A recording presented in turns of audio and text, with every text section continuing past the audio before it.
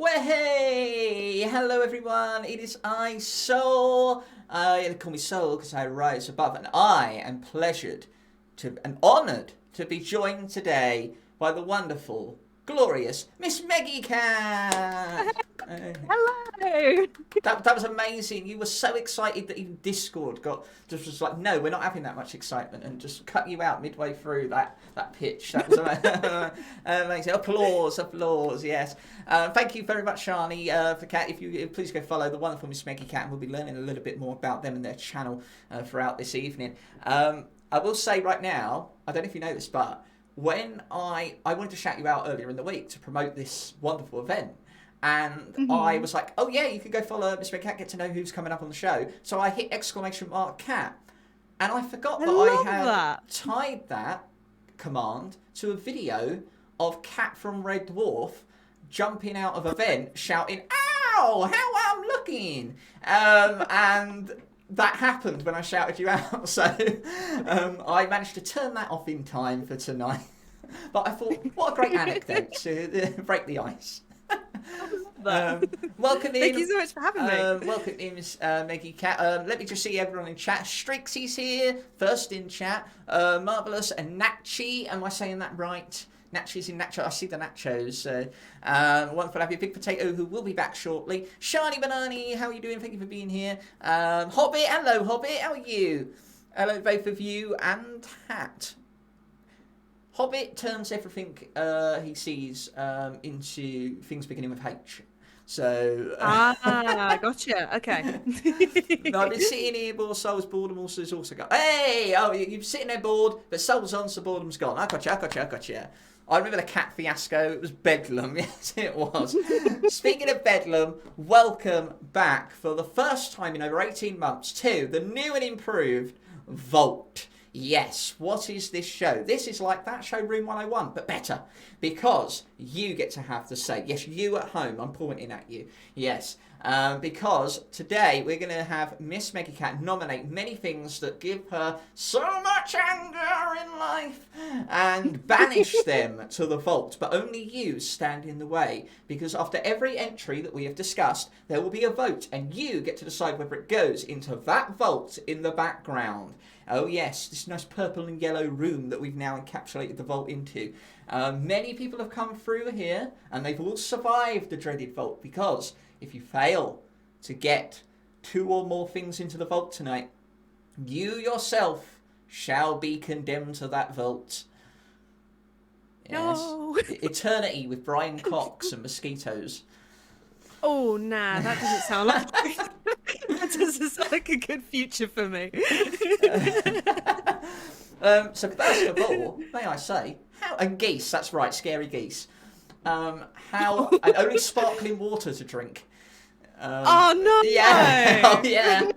The walls are neon pink, and you only have Listerine to savour your taste. Oh, no! Please don't put me in the vault. No, but you can make it much more hell for the next person if you survive by adding your items tonight. But how are you? It's wonderful to have you here. I'm really good. I'm really excited to be here. I've never done anything like this before. I think it's going to be fantastic. I can't wait. Amazing. I'm glad you're keen. You've been excited. I've been excited for this because it's the first time I got to collab with you, and I adore you. And this is an honour and a privilege for me. I really do appreciate you. You love Cuphead, don't you? I do. I'm wearing a Cuphead. Yes. You know I'd mark out for that. I love my Cuphead. Hobbit. I appreciate that. And so guys, stick around tonight because you're going to hear these items and you get to vote on whether they go in or not. So why don't we get the ball rolling? We all like moaning, so let's all moan together. I want to hear from you in chat, whether you agree, get your opinions in there. I'm going to read them out, I'm going to hear you. But we're going to kick things off tonight because you have nominated, to kick us off with, you have nominated TikTok celebrities. As represented by this massive mannequin hand holding a phone of someone I've never met. So, TikTok 10 out of 10 visuals. Celebrity. That's just my wig. So, please tell me, why is it TikTok celebrities that get your goat? So for me, it's just okay. So I'm not saying all people who get famous through TikTok are like annoying, bad, whatever. But it's the ones that act like they're like the future, like freaking Kim Kardashians, and I can't think of any celebrities off the top of my head right now. Kardashians, yeah. But maybe another Kardashian. Yeah. Yeah. Your Chloe's and your Courtney's and all the other K's. But yeah, like I just you see these videos of them online where they're like trying to get into events. They're trying to do the whole "Do you know who I am?" because they have like 1 million odd followers on TikTok, and I just think to myself, it's just a bit silly to me personally. It's silly. Put them in the vault. They put the vault in the vault and nuke it. So straight. Lovely. I warned you about Streaksy, didn't I? I warned you about Streaksy. Yes. I did. I said, I've been warned. I said, don't worry, chat's lovely. Streaksy will be there. They say it like it is.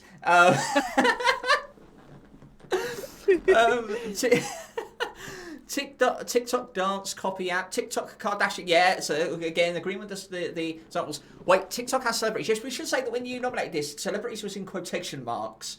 I'm guessing you don't quite agree with the idea of their celebrity fandom. No, I just, like I say, like I feel like online people, can they be classed as celebrities? And then there's this whole debate over who can be classed as celebrities and stuff like that. But it's the ones to me that like, you just see them online where they're trying to, like I say, trying to get into events for free, or they're trying to like, get some clout. I don't know. Yeah, and it's just silly to me. Like, you're just dancing on an app. Like, does that really make you? So I don't know. Welcome to Fantastic. We're discussing TikTok celebrities. That's the nomination tonight. So I've got to be honest with you. My history with TikTok personally is I don't know what it is. I've kept it at arm's distance. I then went on there and got banned. What did you do? I got banned from TikTok and people celebrated it. It was a badge of honour. Because I used to do little comedy clips, like classic British comedy clips. So I did Bottom and Red Dwarf and Blackadder, and I love it. I did a clip. I did Eddie from Bottom saying his full name, which is Edward Elizabeth Hitler, and because I mentioned that name, even though I'm quoting something else that is absolutely fine to be broadcast. No! They banned me. I think I've been reinstated, but I was like, I'm not going back on there. Fascists, ironically. Oh, you're talking about me, says Big Potato. oh, we got a TikTok celebrity in the Jesus. That's what the kids on TikTok say. Dance on the app, looking at a mirror. I see. Yeah, you've seen this before. Hello, Lawrence. How you doing? I'm well. Welcome to the vault. Welcome to the vault. We're joined by the MissMeggieCat here, the lovely MissMeggieCat. Stop. Who hates TikTok celebrity. So I could have been one, is what I'm saying. If my stuff skyrocketed, they'd be like, oh, you know, Soul, the person who does all those little comedy bits that he clearly copied from other people. It was a homage. What is people's problems? I said it was... Sorry. You go for it. I said it was a homage. I'm not claiming these jokes as my own. But no. So I'm not a big fan of the TikToks. Hey, I've got a pun for you. I haven't got time for that. Hey. TikTok. Yeah. I'll tell you who else hasn't got time for that. Kesha. Oh, yeah. Yeah. Did they manage to get away with calling it TikTok when the song is TikTok? Yeah. See, that's me showing like the era that I was on the internet, because I remember when TikTok got announced and I was like, but that's the Kesha song. That's the Kesha song? Yeah, sure. I didn't get it. Back in my day, it was called Musical.ly. Yeah. Love it. So this is Maggie's Soapbox today. Yeah, sorry about that. I got incentivised. Remember, you get to vote tonight on whether this stuff goes in the vote. You get to pick on it. I caught the 20-year-old stepdaughter doing a TikTok vig. I was pissing myself laughing.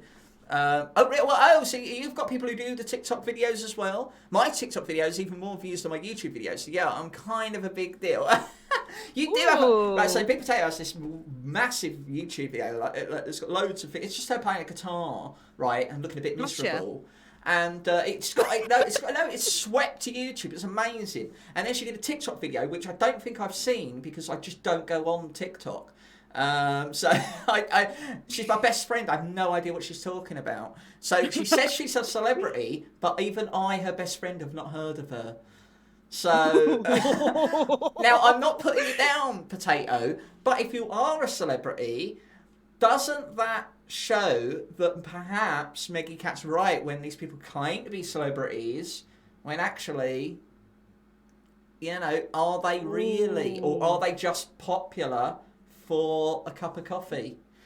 This is the controversial topics we're talking about here tonight.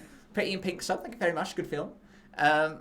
No, not that one, The Forest. It was a video about The Forest. The game The Forest. Have you played The Forest? I've not played The Forest. Yeah. I like the idea of it, and I mean, I've only just recently started playing horror games because I am a massive wimp. Fair. That's fair. There's a bit of pressure on Twitch to play horror games, I've noticed.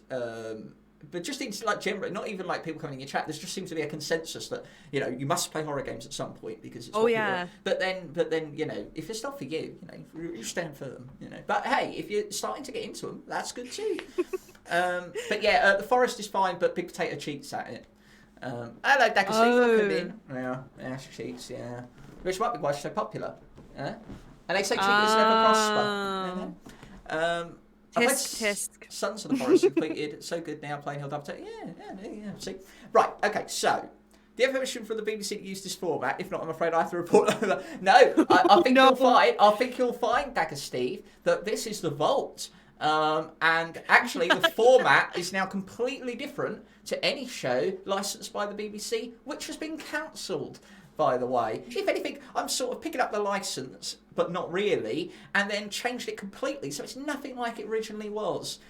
So, Dagger Steve, if you want to fight, MissMeggieCat will fight you. She beats people up, right? What the fuck? You do. You always say if anyone's giving you trouble, beat them up. Yes, I do. I do. Yeah? So, I do. Starting, Practice what I preach. Right, I'll just dust off the old knuckles then.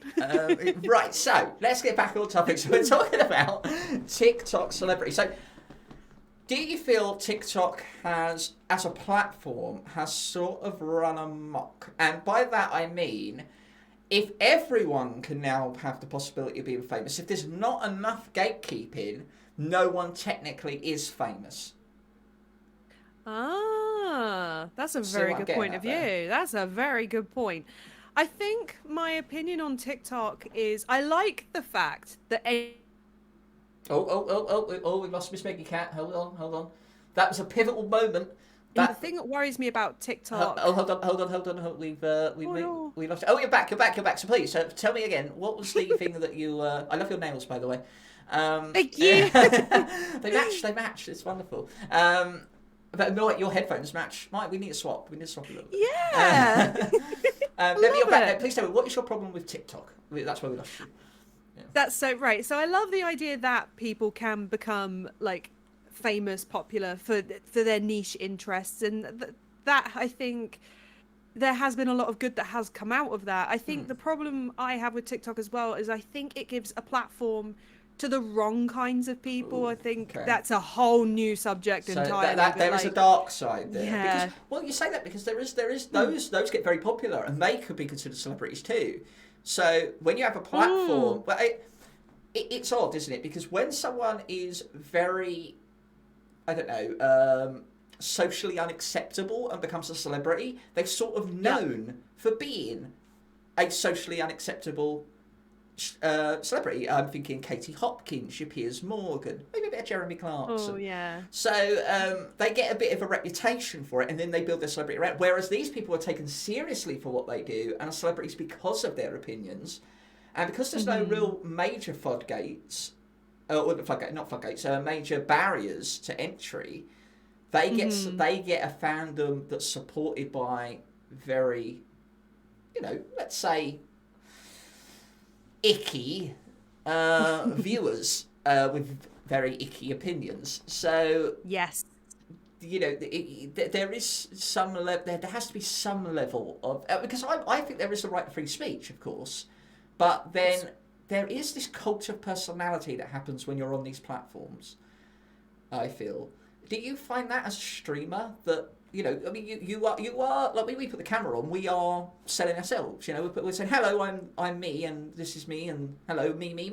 We're not selfish individuals, I don't think, not generally speaking, but we put the spotlight on us for a little while, and it makes us feel good, and we have a good time with people.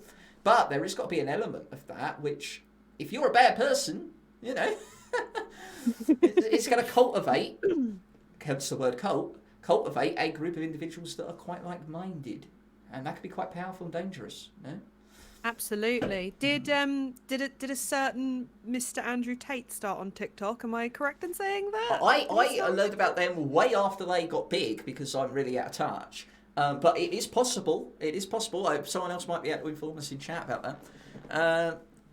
TikTok and all celebs are pretty vacuous and over-celebrated. I reckon the problem with TikTok influencers is that they mainly pose as celebrities themselves and nothing much else. So it's sort of celebrity for the sake of being celebrity, in a way.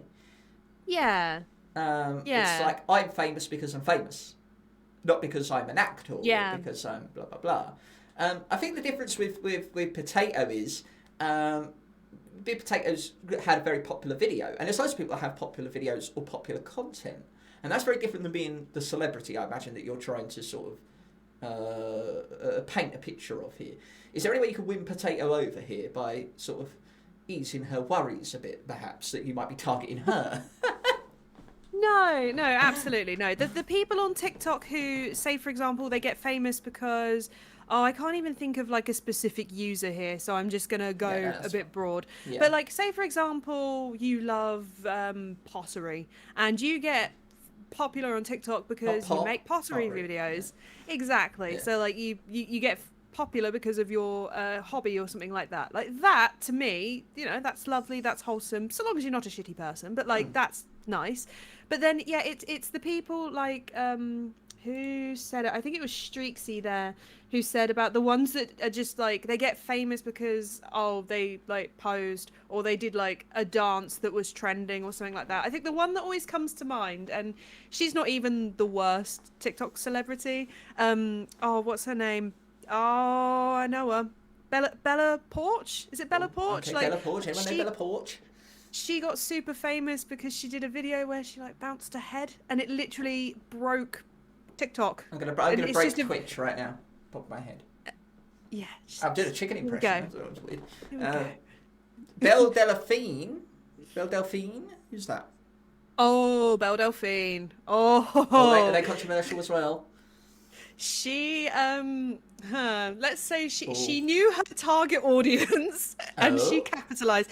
She is the user that's probably the most famously associated with Gamer Girl bathwater. Right, I remember that. I don't remember the person or like who was. I remember people talking about it quite a lot. You know, I wonder if anyone would want mine. I don't take baths, so it'd be just nothing really. I shower.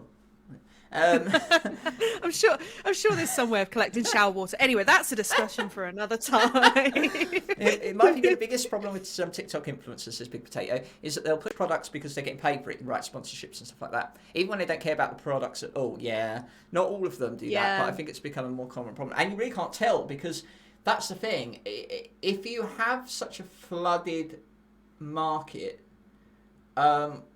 it lowers the standard levels for everyone. So everyone who thinks they're celebrities are maybe fooling themselves because the barrier to what is labelled a celebrity is much higher than it was before because everyone has the possibility to break the internet or, you know, create something that goes viral. What the fuck is TikTok, Sister and Steve? I've been asking myself that question for a very long time. A blood-sucking bug that can tell time. Big Potato with a joke and a punchline? I never thought I'd see the day. Who's the comedian here? Hey? I'd probably just taught her that one at some point, I'm sure. Makes my skin crawl when they obviously infuse about products and say they used them, but they know they fucking don't. It's lying. My puns are fire. Don't act like you don't know. I think Streaksy brings up a really good point there, is that a lot of these TikTok influencer celebrities, they're very fake and they're not genuine people. And I think, I mean, you can talk about Twitch streamers in the same sort of way. Like I don't know. It annoys, I'm not trying to convince people this is my real hair. I want to make that clear. Dare you? I'm fucking leaving. Right. But like, if Mountain Dew does one day want to sponsor, I already like your product. I won't be lying. I can't see it. Oh, don't worry, no one can. It's green. It's invisible on the screen.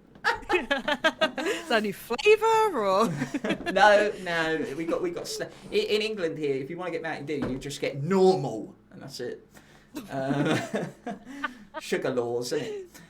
Yeah. Oh God.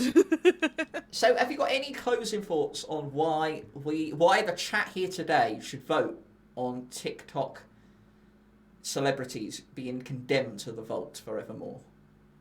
I think they should be condemned to the vault forevermore to drink sparkling water and stare at neon pink walls, because I just think that they're fake. Mm-hmm. They're not a real. I mean, people could say, "Oh, what's a real celebrity anyway?" But I just think that they are one of the more annoying branches of celebrity, and I believe they should go spend time with Brian Cox in the vault forevermore. Are you ready? Shock Horror, Soul the Seeker, and Marvelous Natchi have become famous on TikTok. They are now considered by most celebrities. What do you do? How do you feel? How do you react? Yeah, it's a fine line, isn't it? Because yeah. If I'm gonna get rid of the TikTok celebrities, that means the little handful that are genuine and are nice people get chucked in as well. So it's true. A sacrifice I'm willing to make. No, I'm joking. Let's see if it's a sacrifice the chat are willing to make. We're gonna put a poll in the chat for you right now. You'll have about 4 minutes to vote on whether you want to see TikTok celebrities condemned to the vote. 4 minutes, if you don't mind, Big Potato. Whoever is setting it up this evening, I know I think you were going to work out amongst yourselves. Let me get caught up and chat in the meantime. Green, look, I'm on a plane. No, you're not. No, you're in bedroom, fake lifestyle. Right, I got you. Yes, I know what you mean. Yes, like people pretending to be somewhere and doing stuff that they're clearly not. Didn't realize it was a joke. Sorry, Tax, great punning. I thought it was a clever answer. I didn't understand. Dagger, Steve. You're meant to be on fire with these things. Oh dear. Put me in the vault. I want to be alone with TikTok celebrity. Okay, the poll is up. Do you want to see those TikTok celebrities, quote unquote, put away in the vault? Vote now or forever hold your peace. You'll see it at the top of chat. Get them in. You've only got a few minutes, and then we will see what the result is. So I'm stuck with Brian Cox now. And you will be if this happens. If you guys want to see the full vault itinerary. Is that the word I'm looking for? I don't know. Itinerary, yeah. Yeah. You can check that out in the Discord, and all the things you get in tonight successfully will be added to that list. They have 3 or 4 votes. So, 3 minutes. That's weird. I always thought there was 3, 4, 5, and then it went up incrementally. No, 3 minutes is fine. You've got 3 minutes. Get your vote. It's at the top of the chat now. Everyone vote above and get your say. Throughout the night, we're going to have 4 entries tonight. This is your first. So get your say. Do you want to see TikTok celebrities gone? By the way, if you do actually vote this, they do go away. Because if you think about it, no one's seen a mosquito since. Listerine gone off the shelf. No. Brian Cox has never done another programme. You know, sparkling water has all been replaced with bubbly water.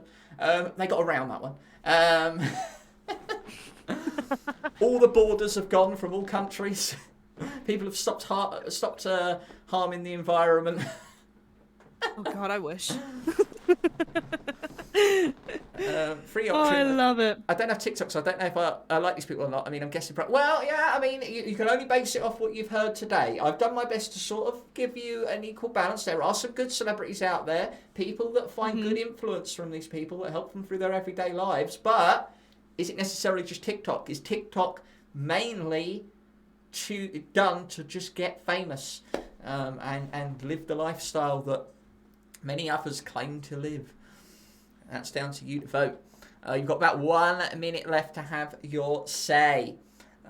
It's making kids stupid. We might be touching upon kids being stupid in a little bit. Or stupider.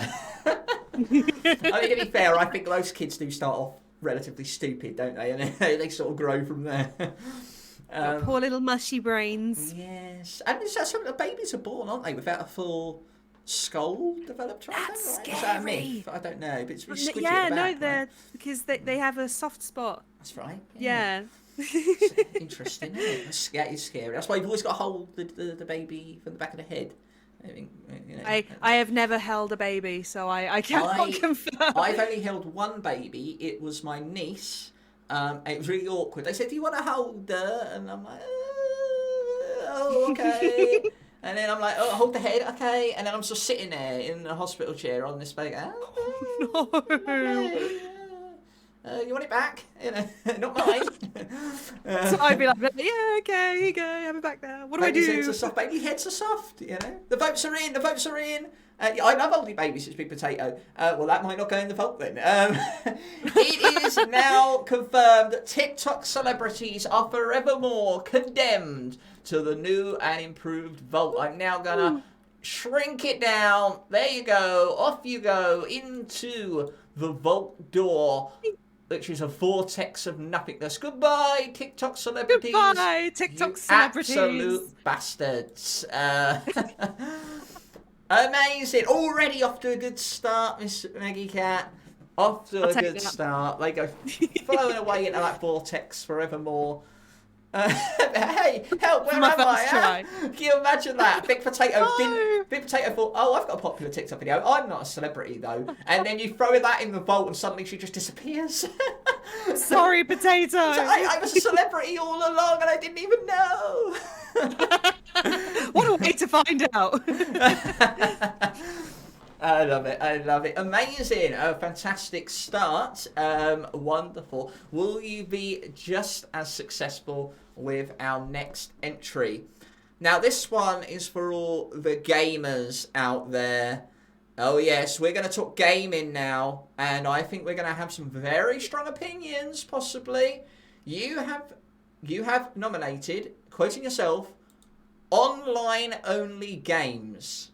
Now, I've used a copy of The Division here, because it's a game that can be played single player or multiplayer, but no matter what, you have to be connected online to play it. So, here we go. Online-only games. Can you tell us why you have nominated such a thing? Okay, so online only games. The reason I've nominated this one is because there is nothing more annoying than when, say for example, you've got an internet outage and you think to yourself, okay, what am I going to do to keep myself entertained? Oh, I know, I'll play a video game. And then you click on the video game and it's like, no, you can't play it because the video game needs to be online. And you're like, well, I can't be online.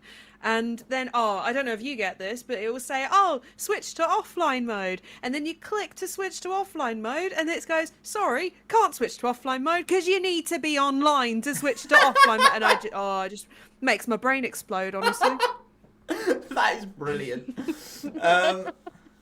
Online only way to stop piracy, but... Oh, I didn't know that. Not really. Really? Well, not really. I mean, the video game industry alone went boom and blossomed in an offline market. Mm-hmm. And that was in an era where not only piracy was still viable, but games were being distributed pre-owned. And yet the industry blew up and became $1 billion franchise before the inclusion of online-only incentives. So that's not strictly true. Going online has not really done anything for piracy. In fact, the move to online as a gaming platform staple has actually opened up the game to more piracy due to an increase in modders and an increase in game influxes online that require installations to a CPU of your own making. So it's actually much easier to break into and pirate games now than it ever was before, regardless of any online DRM. Now, cheaters get banned, but that's only because they're connecting to servers in which flag them. So because it's an online. So, for example, if you had an offline game that you pirated, modded, did whatever you wanted to do to it, that's fine because you're not going to get pinged on a server for it. But because it's an online game, they can catch you doing it, but it's not stopping you doing it. Does that make sense? So you'll get you'll get punished for doing it, but it doesn't stop you from doing it. Mm-hmm. So I even though this is your thing, and I'm fighting for you on that one. I think any kind of DRM anti-piracy measure has been proven false for sure, as a reason for it. Well, to be according to some of the companies, you don't own the games anyway. Yes, and we've never owned the games. Did you know this, MissMeggieCat? This was is this what Ubisoft said? No, which well, broke it is. My heart. It is, but unfortunately, that's always been true. If you go onto terms and services of any gaming platform, whether it's been PlayStation, Xbox, Steam, anything, you look in their T's and C's, it says that we actually buy the license for the game, and we are technically own the license, not the game itself. But it also says that we're not allowed to stream any of their content, despite the fact that they have streaming platforms connected to their services. So their T's and C's aren't worth shit.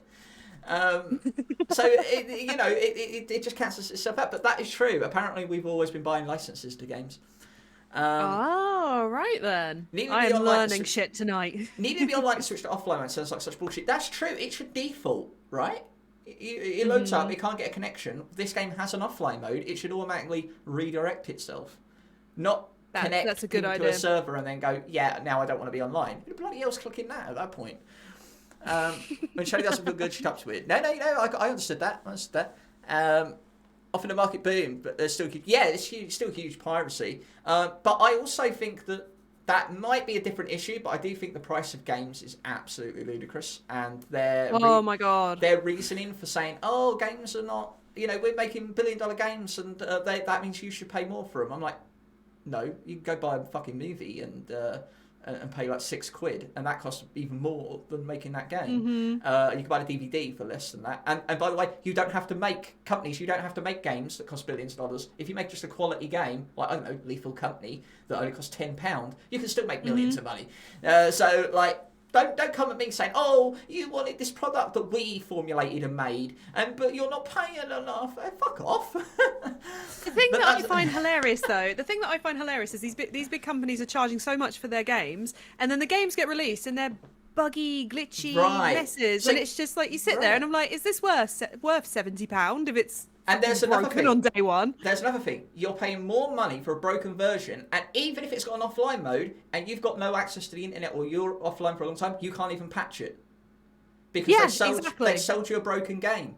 So another reason for online-only games is we won't get patches. Not everyone can afford the internet. We are on the internet now, and all of you are connected to it. We're actually living that as a luxury. It's absolutely. It very much still to this day is a luxury, and that there is a market out there and many countries in the world that are not catered to due to insistent DRM and poor internet services. Some games inherently need to be online, games like League of Legends, etc. Yes, I don't think that's what you're talking about, Ro, right? No. So, yeah, that's a very valid point, though. Absolutely. Yeah. There's obviously going to be games where you need to be online, like, say, for example, like MMO, RPGs and things like that. But I mean, like, okay, I'll give you an example. Quite recently, I had an internet outage, and I thought, I know what I'll do. I'm going to play The Sims, because I thought, The Sims, that's a nice cozy game when I've got no internet. No one thinks of Sims as an online multiplayer game. I could not open The Sims because the EA app was online only, and it was like, nope. Can't do it. And I was just sat there like, but it's The Sims, and The Sims isn't multiplayer. Yeah, exactly. And so ready I think to play. Yeah, I think that's more what I meant. But no, that's a very, very valid point. No, I'm not talking about games where you have to be like online all the time. Yes. It's the ones where it's like they don't have any multiplayer. But you've got to be online to play them. I just think is silly. Yes. It's very, very silly. We're not talking about multiplayer games that require an online connection. They obviously have been built for people that have access to the internet. You wouldn't buy the game if you but like The Division, for example, is an online game that has a multiplayer built into it, but can be played throughout the whole game as single player. But you cannot play that single player unless you connect to those servers. There's no reason to connect to the servers if you're not wanted to play with other people. Gotcha. And so that's why I used that as an example, and I think that was what you were kind of hinting at more. Yes. That's on me. Can I get some clarity on this one? Is this when they arbitrarily force you to have a connection, or is it? Yes, arbitrary reasons for connections. Yes, we want to make that clear. That's true. Ubisoft are awful, but I love all their Silent Hunter games. Yeah, that's the thing. I don't think, again, you're not knocking the quality of the game either. It's mainly business side decisions, I think. So yes. We're definitely talking about the business side, not the game specific. It don't matter if you like the Division or not. It's that specific factor about video games. AAA games are crap. AAA games are bloody crap, but there's less of them now as a result. It used to be indie games are rising up. It's true. You used to get like a massive release every month or so, or a couple in a month. Now you get maybe, if you're lucky, one every 2 months, like big AAA release. Very, and some of them are usually PlayStation exclusives. And it seems to be that these big AAA games are coming out, but then the minute they come out, they're absolutely slated because they haven't been developed properly. What's the one that just came out recently? The Suicide Squad? Oh, the yes. Justice League? Yeah, that came out and got slandered for being shit. Yeah, it's true. Yeah, even I am not even on the radar for Suicide Squad, and even I heard the backlash from that. I remember Cyberpunk's probably the most famous one as well. That came out completely broken. Now they've done a great job of redoing that, but why didn't it come out when it was done? You know, my heart hurts for Cyberpunk because it's such a good game, but it did not deserve that awful launch. I forget. There's a reason I haven't bought Jedi Survivor yet. Oh really? Oh, what does that have online connection as well? Is that what you mean, or is that because of the expensive price? Expensive price, and it's buggy as heck. Because I know poor Tasha is desperate to stream that game. Really? I'm sorry. I hope I can get it soon. I can forgive minor bugs, especially if it's a really complicated game. But glitchy or breakable bugs, absolutely bullshit. Yeah, I mean, if a game is fundamentally broken, like it never used to happen. When you got a game on a disc, it worked. Oh yeah, absolutely. There's no. All right, it might be like, I remember back in my day, games worked. They really did. They really worked. They did. Like there was no patches needed. It's it's insane. Every game has got a patch. It's sad to me that day one patches are so popular now. It's true. And that's when they're at their most be the norm. Expensive. You get. I don't buy a game day one because I know I'm going to get a better experience in 2 years' time, and I don't have that fear of missing out thing. So I'm fine. But I know that my experience is going to be better off because I'm going to get DLC with it, and it's going to be fixed, and I'm going to be paying less than it originally was when it came out without all that shit. I'm like, I'm quids in by just being patient. Absolutely. And hello, Galloway. Welcome in. It's nice to have you. Welcome into the Vault. I think it's your first time seeing the wonderful new Vault. I guess I can forgive mine a butt spot playing up there. The Sims, fuck that, get in the Vault. That Sims example. I get to throw a question in. No, yeah, I've got you straight. So yeah, the Division, I've played it. Yes, we're not talking about the Division specifically. We're talking about online-only games. It's just an example of the idea of what we're trying to get across here. I want to buy the Amiga 500 Mini. We'll get it. Oh, it's expensive.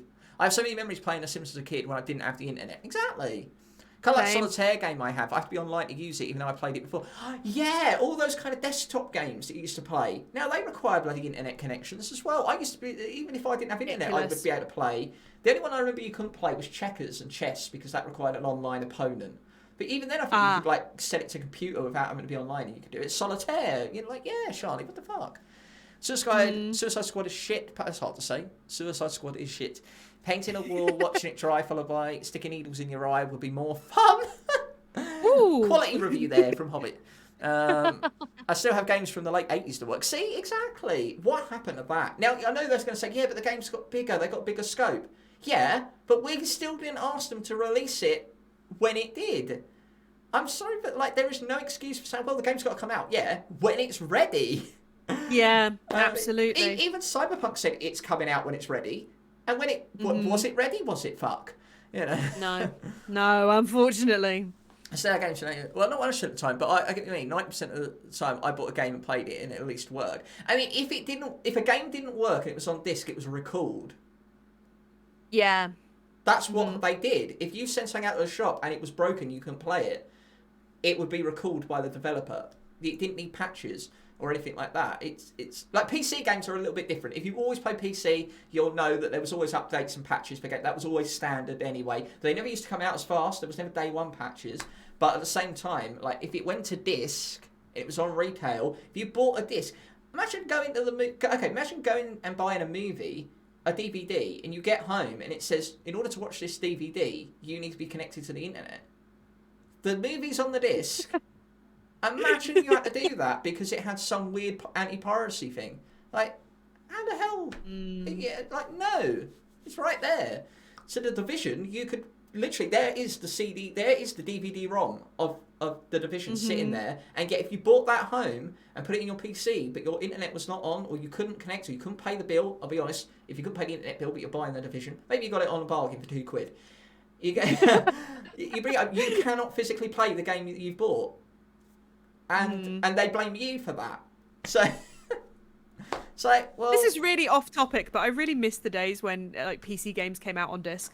Like, I really miss. I love having physical copies of games and stuff like that, and it makes me sad that nowadays a lot of games are digital only. That's a completely other subject, but just on the topic.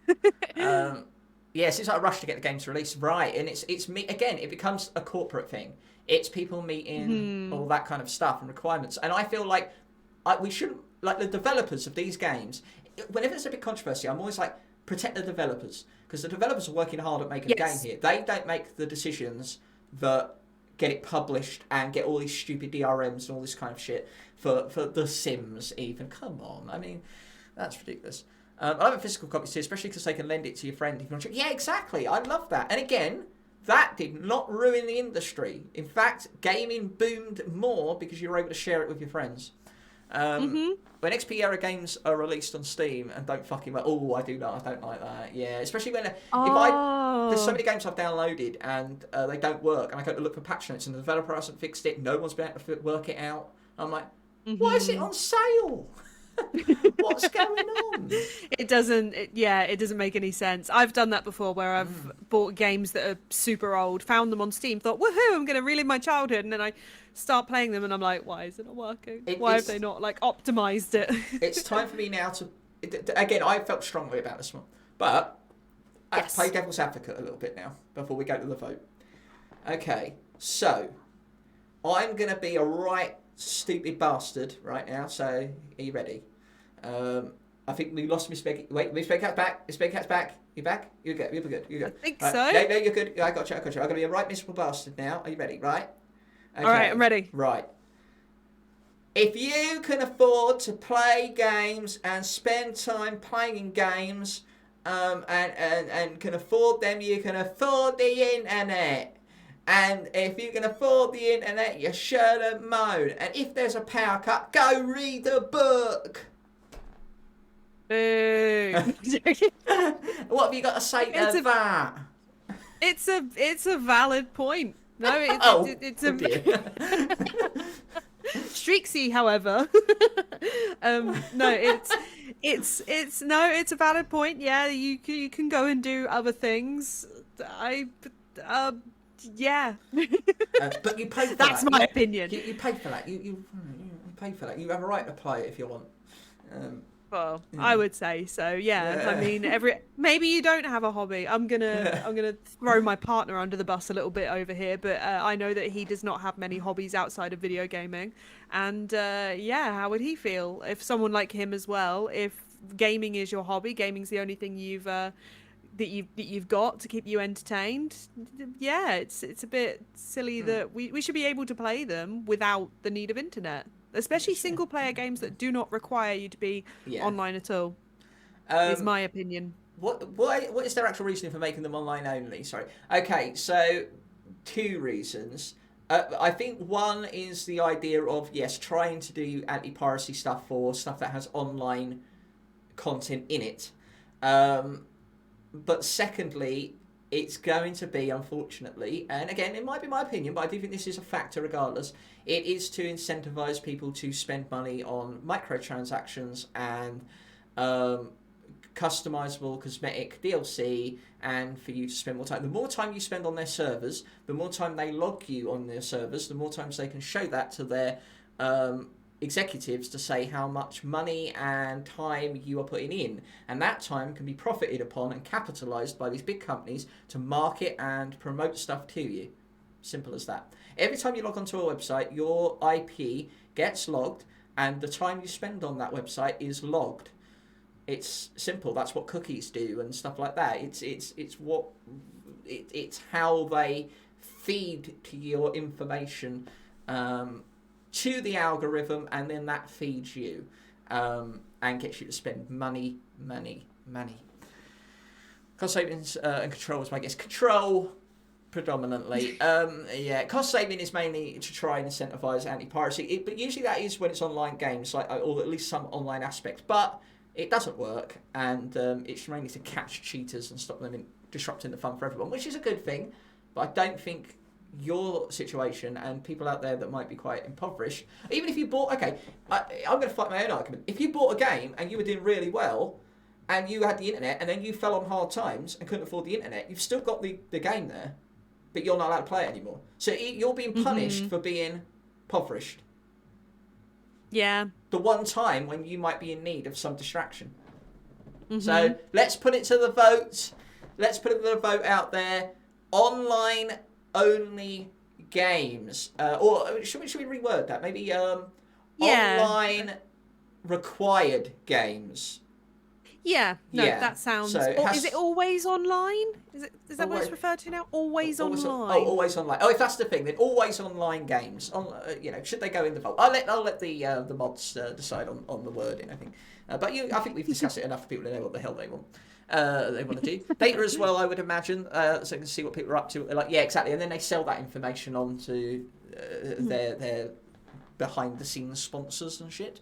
Does The Sims have microtransactions now? I haven't played in ages. That doesn't it? Sims have a lot Sims of is cosmetic. There's so many DLCs and I think the thing that they do nowadays that I think has annoyed the community a lot is they always had like your base game, then you have the expansion packs, which is like the big DLC pack. Then you have like what's it called?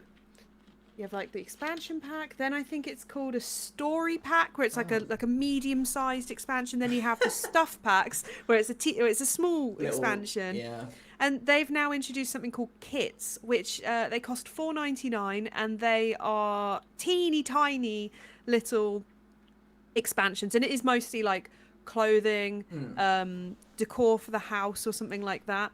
And so many of those kits could turn into like stuff packs, or maybe something a bit more beneficial. Like they recently released one that really pissed off the community called I think it's called Castle Estate, and that could have easily have been a medieval story kit or something, like a medieval story pack or something like that. But no, they just wanted to release it as a teeny tiny little kit, and the Sims fans are not happy. Oh dear.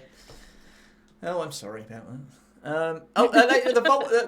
The poll is up. Get your votes in now. Vote. It's at the top of chat. Get yourself be heard tonight. Condemn this to the vote or let it go free. You have the say throughout all of our entries tonight. So please go ahead and vote and make us a voice be heard here tonight. Hello, viewer. Thank you for viewing. Hello, welcome into the Vault, where if you don't know this show is it's called the Vault, where we get guests on and they nominate certain things they don't like, and you, the people at home, get to vote on whether it goes straight into that vault forevermore.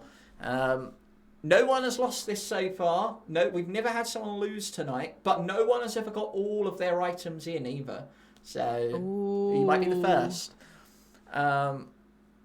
Pointless, arbitrary internet requirement. Pair. I like it. MMRO, massive multiplayer RPG. See, they would require online a Hobbit, and they're fine. I don't think anyone's going to argue that.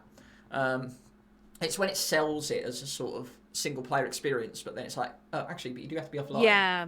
You have to be online, rather. Wasn't there like a really big controversy with a game like that? I feel like this was years ago. It was with one of the SimCity games. Oh, it was like, there was that. A really big like thing that happened. Massive DRM thing where people had to connect to servers to play it, and it was a big uproar. That was a major case as well, and they had to really backtrack on all that. I remember.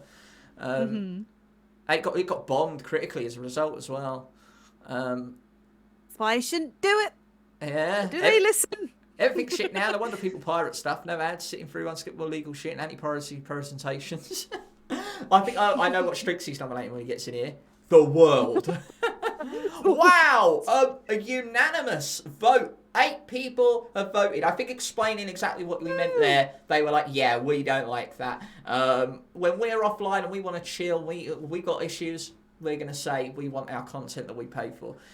You can't see the poll, Hobbit. Absolutely. Are you on phone, Hobbit? There might be an issue if you may not be able to see the poll on phone. It's a bit weird on phone, I believe.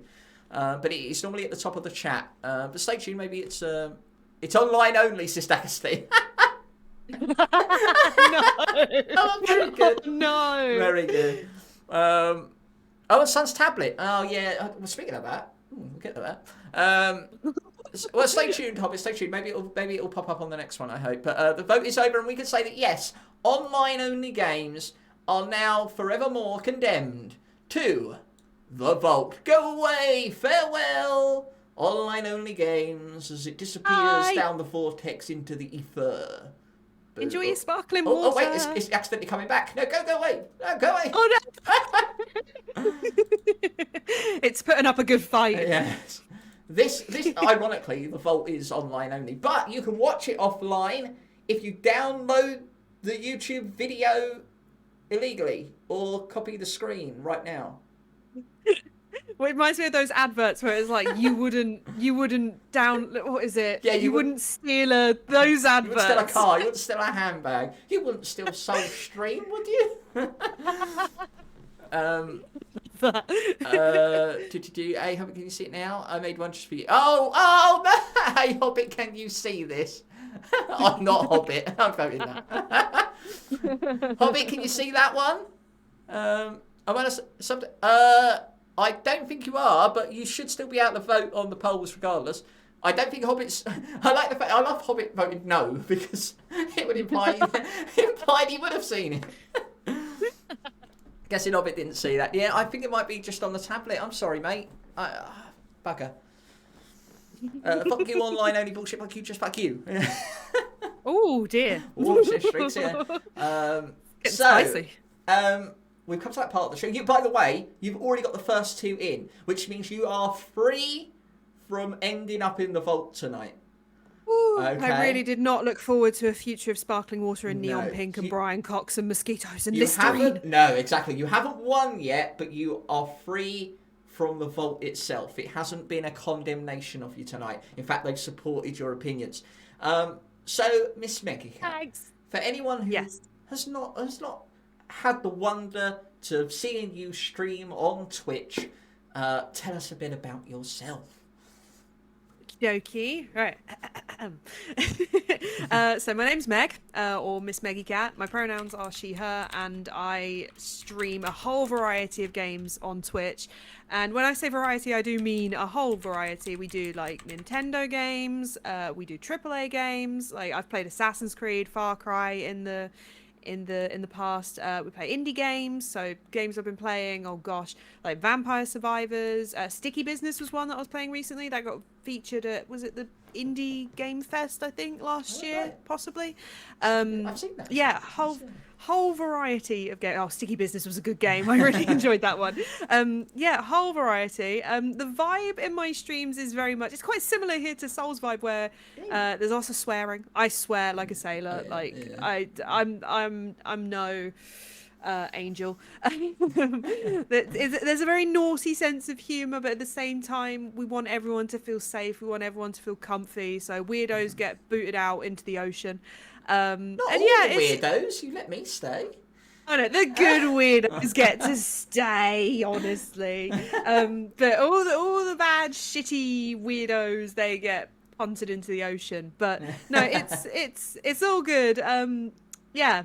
That's me. MissMeggieCat, I can vouch. MissMeggieCat is wonderful. I love their content. Also, they're one of the streamers when they're playing a game. I know you get very invested. So when you're having a good time, you have a really good time. And I've got to be honest, even though sometimes you may get a bit frustrated with some games, me? What? Never. Oh yeah, you still manage to maintain a level of entertainment that is beyond anything else, because you know you don't want a streamer to take themselves too seriously. You know to laugh at yourself. You also know when to call it quits, because you know where your limit is, and that's always very good as well. Yes. So there you go, a safe streamer, I say, safe space, and they love Cuphead. I do. I do love coming up. You can literally see the wonderful display behind you. I see Fallout toys, I see Far Cry toys, I see more Cuphead. Bendy, I think we bonded a little over Bendy, didn't we? Yeah, we did. Initially Oh gosh, I remember that. Yeah. I think one of the first streams I remember you being in was when I streamed Limbo. Limbo. It was Limbo. I think I found you. Yeah, I found you on Limbo. That's right. And I immediately loved the atmosphere in your chat. It was amazing. And you were just having such a great time. You're cheery, and I love for that. If you just want to be, if you want positivity when you go into a chat, it's MissMeggieCat. That's why you're always a great destination when I want to raid out. If you're on, it's like, oh, we're going to MissMeggieCat.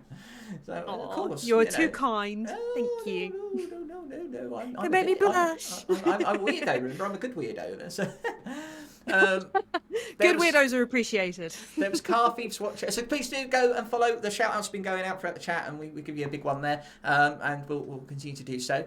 I put in there, if they are not a Cuphead fan, punch them.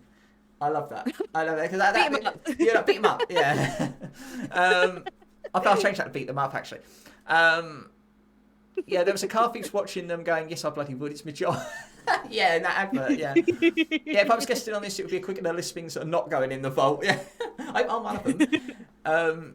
Okay, before I need to know, what's your all-time favourite game, MissMeggieCat? My all-time favourite game. Yeah. Ooh, okay, so I know I'm repping the Cuphead here, but my all-time favourite video game is Far Cry 3. Interesting. Far Cry 3. Have you played it recently? Oh, in the last couple of years? You haven't? Do you think it would still hold up? See, this is really interesting because obviously I play the Far Cry's as they come out. It's the one franchise that I will just hold on to. Right. Even when the games are bad, like I love the franchise. But I think when I played through Far Cry 6 and saw how graphically beautiful it was, I then went back and watched videos of Far Cry 3 and I was like, this game is still stunning. I mean, it came out in what, 2011, 2012, I think? Yeah, I think it was 2012, 2013, around that time, yeah. And gorgeous game, still a beautiful game, but it's definitely like not as like graphically sharp as the newer Far Cry's, especially like when you look at I think Far Cry 6 is probably the closest sort of, because that's also set in like a tropical location, and then you look at Far Cry 3. There's been a lot of talk. I know a lot of people have been sort of clamoring for a remaster of 3, which I'd always be down for. More vast content. He's my video game. Oh, I love vast. When you said the bad ones, I hope you're not going to say what I think you're going to say, but which do you consider to be the bad one? Oh, what, out of the Far Cry? Far Cry, yeah. I think I have two that are kind of like maybe not the better ones. Okay. I'm gonna throw Far Cry 6 under the bus because all right. I think story-wise, I feel like Far Cry 6, I think it just needed a few more minutes in the oven, if you know what I mean. Okay. Like, it could have been so good. I mean, obviously, they had Giancarlo Esposito playing the villain, and he was just wasted in that game. And it was so sad because Far Cry 6 could have been really great, but then I think the story, especially in the later half, and I don't want to spoil it because, you know, I don't want to spoil games, it just fell so flat. And I remember just sort of watching it. I streamed it live when it sort of first came out. And I remember just being like, oh, okay, that happened. And it was just like, oh, all right then. But I agree with what Tasha's saying. The DLCs did save it because we got the villain DLCs, which I adore, which gave us backstory on 3 of the biggest Far Cry villains, which is of course Vast, Pagan Min, and Joseph Seed, and they were amazing. They were probably great, yeah. They were DLCs, but like they were the best. They feel like one of the best things that Ubisoft has put out in the most recent years. What was your other Far Cry game you don't like? I've got my fingers crossed that it isn't what I think it's going to be. I mean, okay. It's not that I dislike them. I would say they are weaker entries in the series. Okay, that's fair. I love all the Far Cry. But, I love to like, you know, like it's either I love it or all right, yeah, I like it. Here we go. The other one is Far Cry New Dawn. Oh, my relief. I thought you were going to say Primal. I feel Primal is such an amazing game, and people really give it a lot of flack because it's so because it's so different than what Far Cry was at the time, and people really shout on it. And I love that game. If you ever want a great experience, play Far Cry Primal and turn off all the HUD. Get lost in the game. It's amazing. Yes. Absolutely sublime. I stand by Primal as it being one of the better entries in the franchise because it was so bold and it was so different. And no, I love Primal. Primal has my heart. But no, New Dawn. I feel like New Dawn was kind of the same as 6, as the story just wasn't. It wasn't a strong story. Like, it was really good. I love the idea. It was very much like Primal, where it was like, okay, they're doing something bold, they're doing something different. Yeah. We're going to do post-apocalyptic. Oh, but we're going to follow the super bloom phenomenon. So we got flowers everywhere, and it's all bright and colourful. It went down that Rage 2 sort of vibe, but it came around at the same time. Yeah. So it was like gorgeous, loved it, and then like again, there were so many things about that game that were just so random, and it just kind of felt a little bit like Ubisoft were just like, yeah, that sounds cool, throw it in. Like, so one thing in New Dawn which I thought was really weird, and minor spoiler, maybe a little minor spoiler, is that your character somehow gets magical powers. And I remember just from eating this radioactive fruit, and I remember just sort of sitting there, and I was just sort of like, it's Far Cry, right? Like, what's going on here? Strixie says Cuphead looks mint, but it's so damn screen flashy. Yeah, I might want to avoid that, Strixie. Cuphead's too hard for me. Do you remember when I beat that game? Oh, it was amazing. Oh, do you know what? I love Cuphead, but I remember there was one last, I think it was when I streamed the DLC, and I'm not kidding, I was on that final fight, and I was crying. I was like crying on stream, just like, please, just die. I didn't get much problems. I don't mean to be cocky, but I was actually surprised. The most difficult ones for me were one of the flying ones, which I think was quite notorious for being very difficult. Like the last... Was it Grim Matchstick? Yes. Was it the dragon? I think it was the dragon. Yes, and then when you had to fight loads of people in the casino thing, that took King Dice. so long for me. Yeah, King Dice. But the rest of it went smoothly, and I did the DLC, and I did it in one stream, and I was like, okay, I'm much better than this. Isn't it? You know, they really surprised me. I was expecting a struggle because I'd heard so much about the final boss being really bad, and it took me a handful of goes, but not like stressing out levels. So yeah, I've only played Far Cry 5, and it's amazing. Yeah, you did play Far Cry 5. I have my issue with Far Cry, and it's mainly Ubisoft in general. Is I start the game and it starts off really well, and then the game opens up, and I'm like, I don't think I've got the time for this. Unfortunately, and that's the problem. I don't think I've heard Far Cry 6 is a little bit better at that compared to Far Cry 5 in terms of its sort of the way it sort of blends its narrative into its story progressing. But I don't know if that's true. So I get to play that one. Yeah. Far Cry, it's not a bad game. It doesn't. You have to play it and not look at it like a Far Cry. Like there was one thing that they did. There was one thing that they did that really threw me off. And I mean, I've played the only Far Cry I haven't played yet is Far Cry 2. But I love Far Cry 2, but that's probably really dated badly now. Yeah.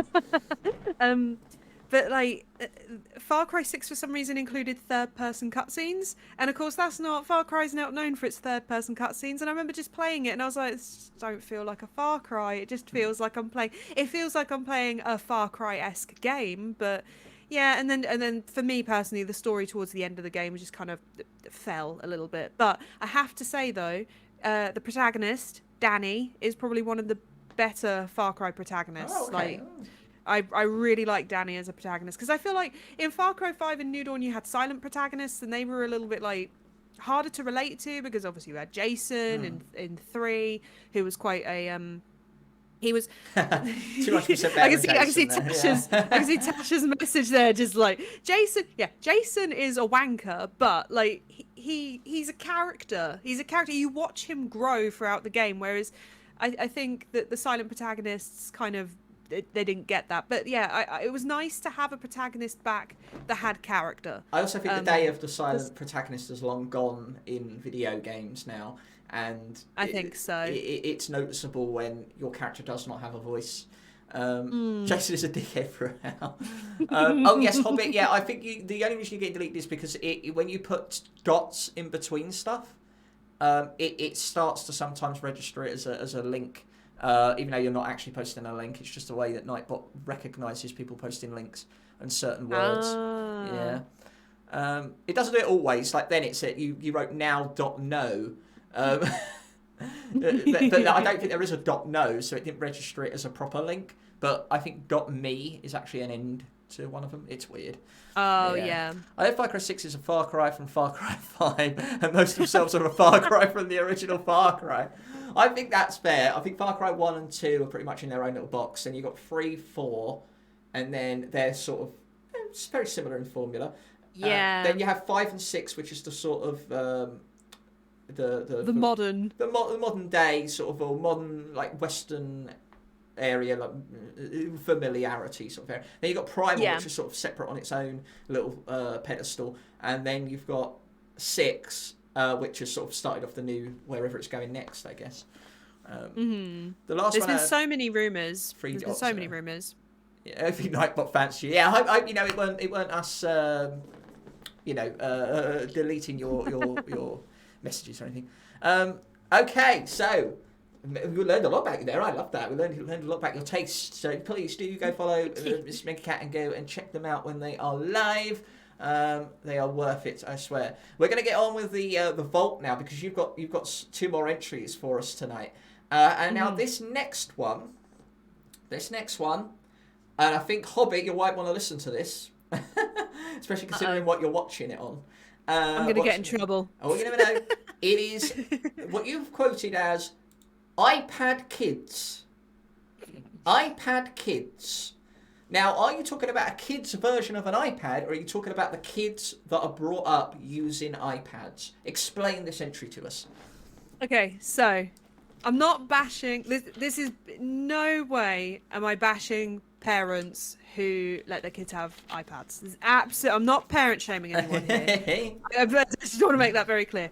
Who I am shaming, though, are the parents that give their kids iPads as a way to, like, pacify the kid. They don't bother interacting with the kid, so they give the kid an iPad. Now, obviously, when a kid is raised on an iPad, I don't know if you've interacted with a child who has been raised solely on a tablet or an iPad, but they're quite scary. Oh. And that's why I would like to chuck them in the vault. Oh, I'm wondering now. What do you mean scary?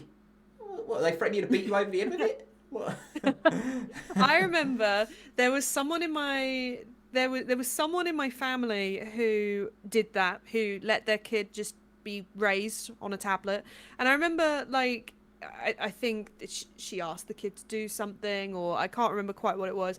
And I was raised that if I ever gave my parents a little bit of cheek, you know, it was I was told off, and I knew not to do that. And this kid was just like, I want to watch Peppa Pig, and I was just like, oh my god! Like, if I ever spoke to my parents that way, I would have been in deep shit. And I think it's more a reflection of lazy parenting than anything. You know, the kid can't help the fact that it's been raised on an iPad. Exactly. Yeah, it's never the kid's fault, but you know, they are the product of their upbringing. Absolutely. And there is that thing, because there was, when I was growing up, and I don't know if you remember this, but there was a very anti-dummy sort of movement. And I should say, for American viewers, pacifier. We call him a dummy here, because if you think about it, both of them work. Pacify means to pacify something, and that's actually quite kind. But dummy means to make silent. Dumb, to not be able to speak.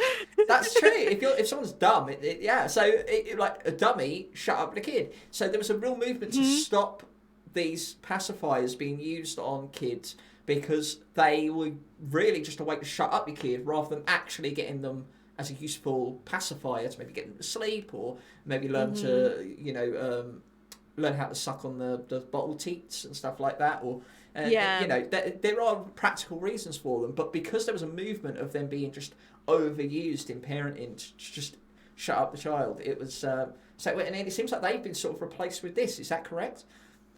Yeah, I absolutely think so. I see it like I used to work in retail. I worked in retail for 7 years. Hey, you know the pain. 15 years.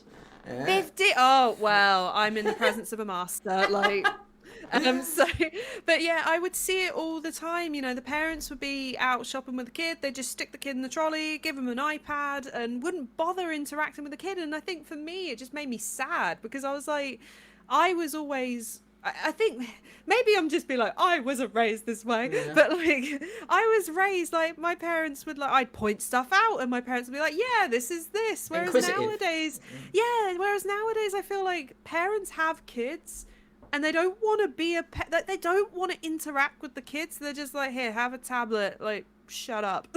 Which is a tablet as in the iPad, not here's an ibuprofen. Let's not drug the kids. It's not a good idea. Let's see what people have thought of this one. Daka Steve, now this is interesting. Oh, Daka Steve, you've got something to say? It's okay. He has a child tablet. I'm surfing in now, not really. Okay. iPad childminder. Oh, you have a child, right? Yeah. There's a difference between a kid who uses an iPad and an iPad kid. The iPad kids, yes, I wanted to clarify that. Yes. My thing is kids on tablet on buses. Turn that shit off. Okay, yeah. Yes. Where was I recently? I was somewhere recently, and there were kids on tablets. I think.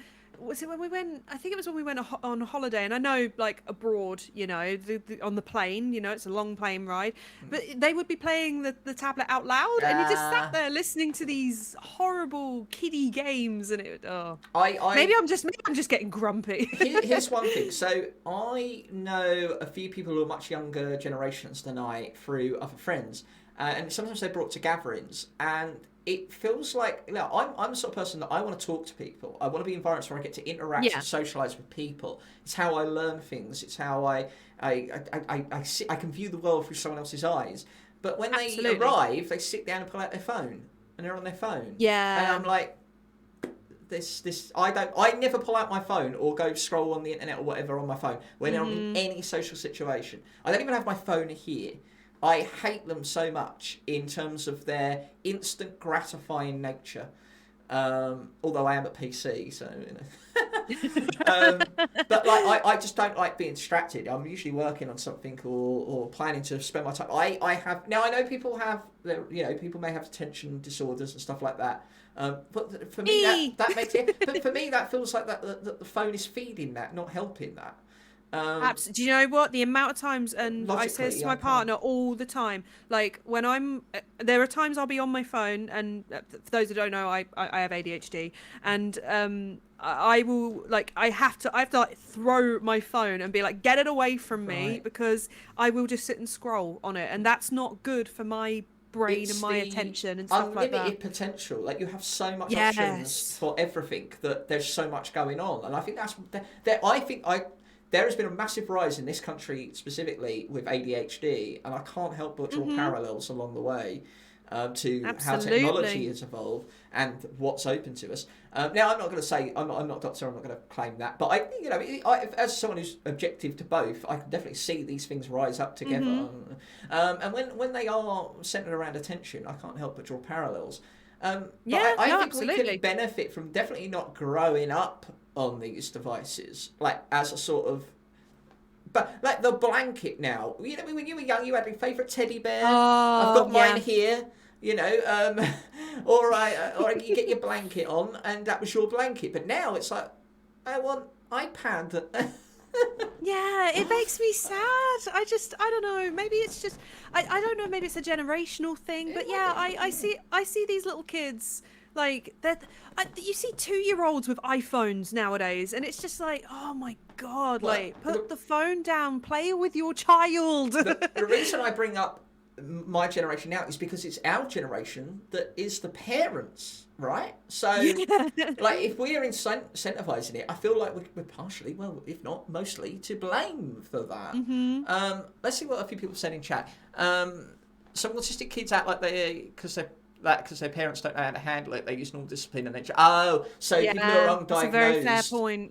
With any sort of other factor that could be catering to that, is being sort of treated the same because it's easy to pacify it and not ignore it, but just become ignorant to the notion that something else is wrong. Parents would say you're not having that followed by 5 minutes being given it. Oh, I know what Oh you my mean, yeah. God, I had family members like that. Like I Who remember. relented, yeah. Yeah. Yeah. Oh my God. My mum invented the pacifier fairy because I was getting too old, but I put it under my pillow, and when I woke up, there was an Elmo next to me, and I got an Elmo out of it. Oh, that's so I cute. love that. That is That's amazing. That is a adorable. wonderful way to sort of let your kid grow and feel rewarded for letting go of something as well. Absolutely. That is Love that. absolutely genius, Big Potato. Absolutely genius. I was punished by stop reading and go outside like a normal kid.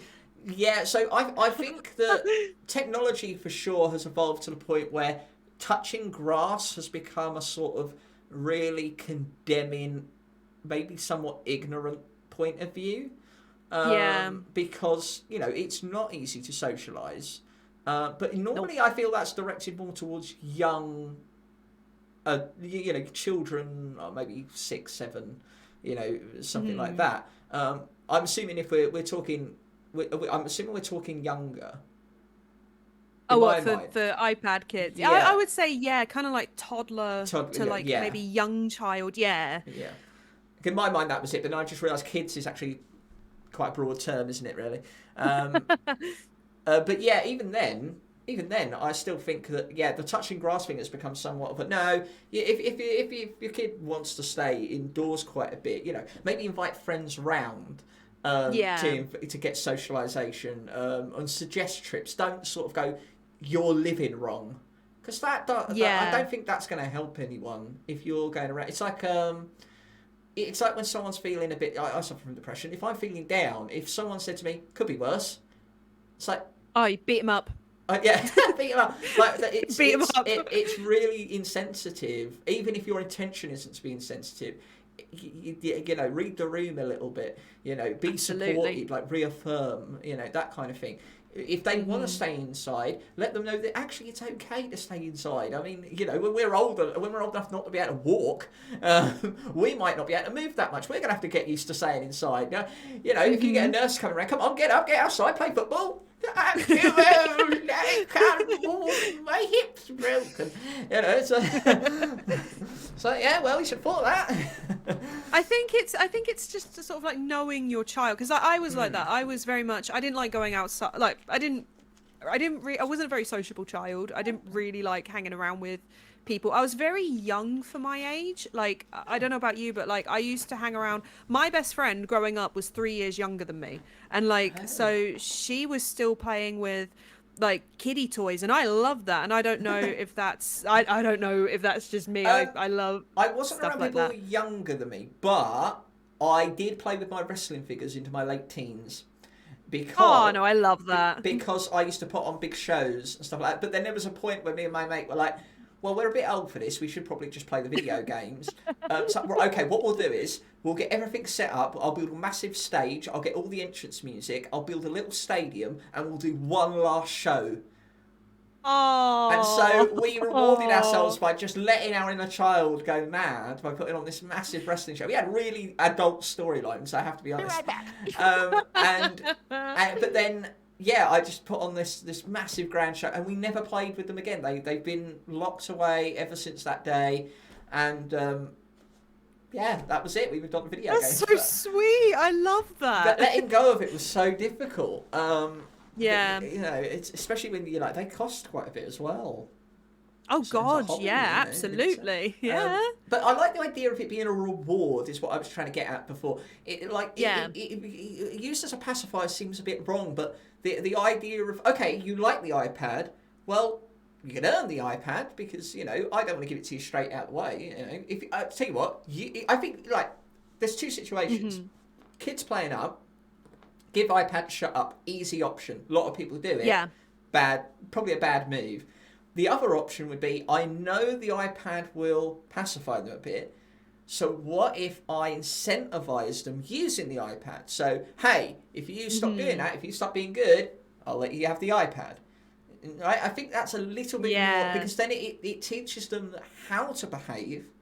And absolutely. then it will then incentivize them to be rewarded for behaving.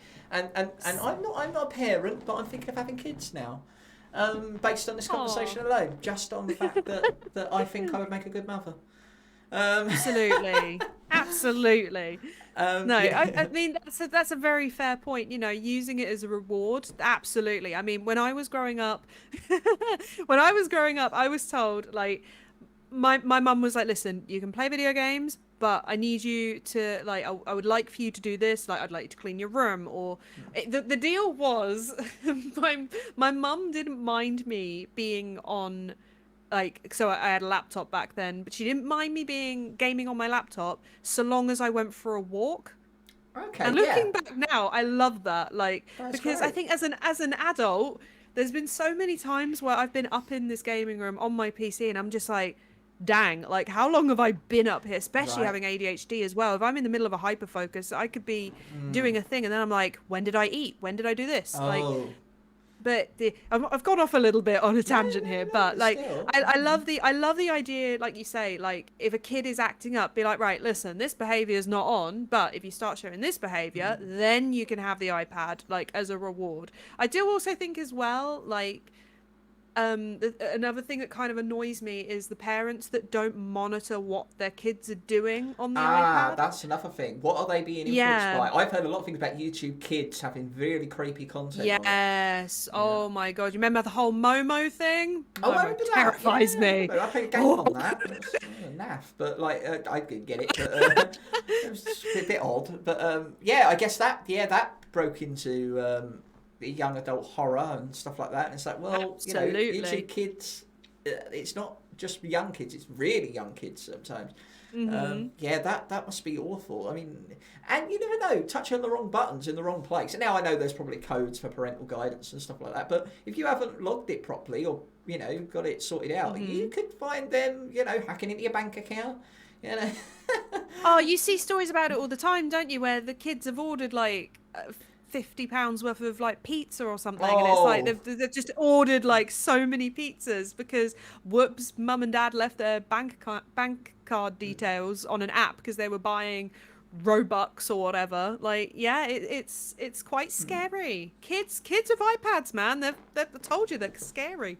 we got Patat saying, yeah, she really hates the loud noises as well. I don't have a mobile system, but good for you. I didn't have one until about a year ago. I only got it because I had to go out places for the first time. I had to go long distance, so I had to get a mobile. But I really was against it, and I have it in the other room, and it sits there, and I just check it. I use it as an alarm clock, so that's mainly what it is. It's a glorified alarm clock, and it's a great way to check messages if I get them in the night or early in the morning, and that's about it. But like I can do without it. I've got a laptop, I've got the computer. It's only a few feet away.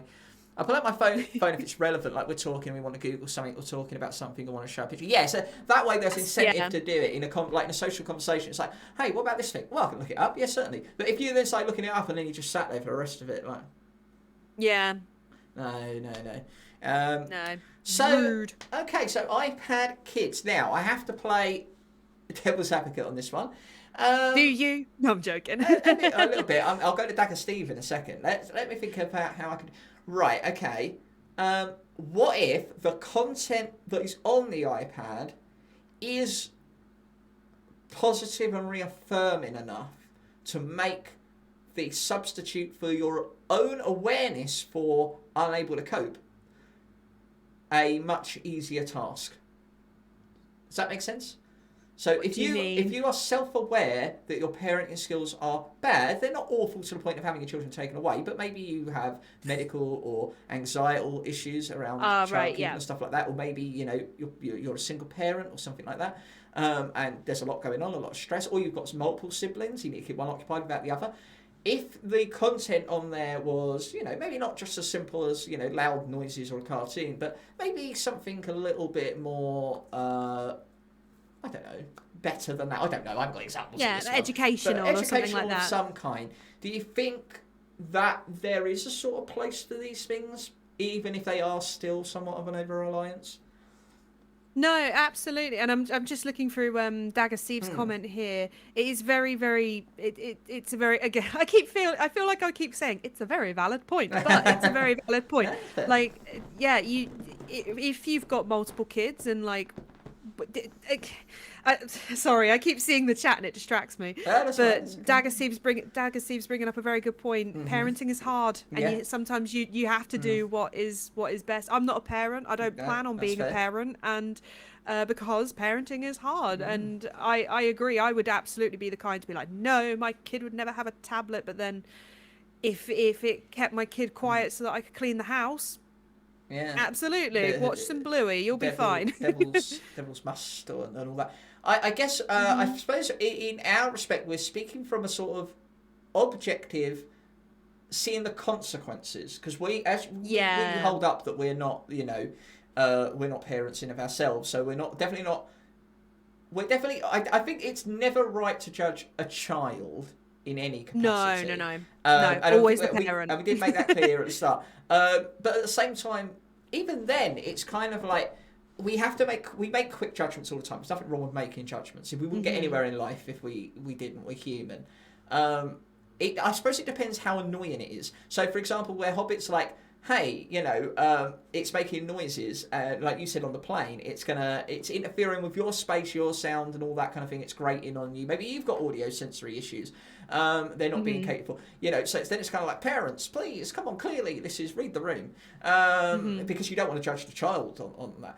But at the same time, if it's happening indoors, I suppose the only consequence we see of it is if we then interact with that child and make the leap of logic, perhaps. I don't know. It's a difficult one now. Let's read Dagger Steve's comment out loud. I would never say never judge if I would say never judge if you see a child on a tablet in a restaurant. Oh, okay.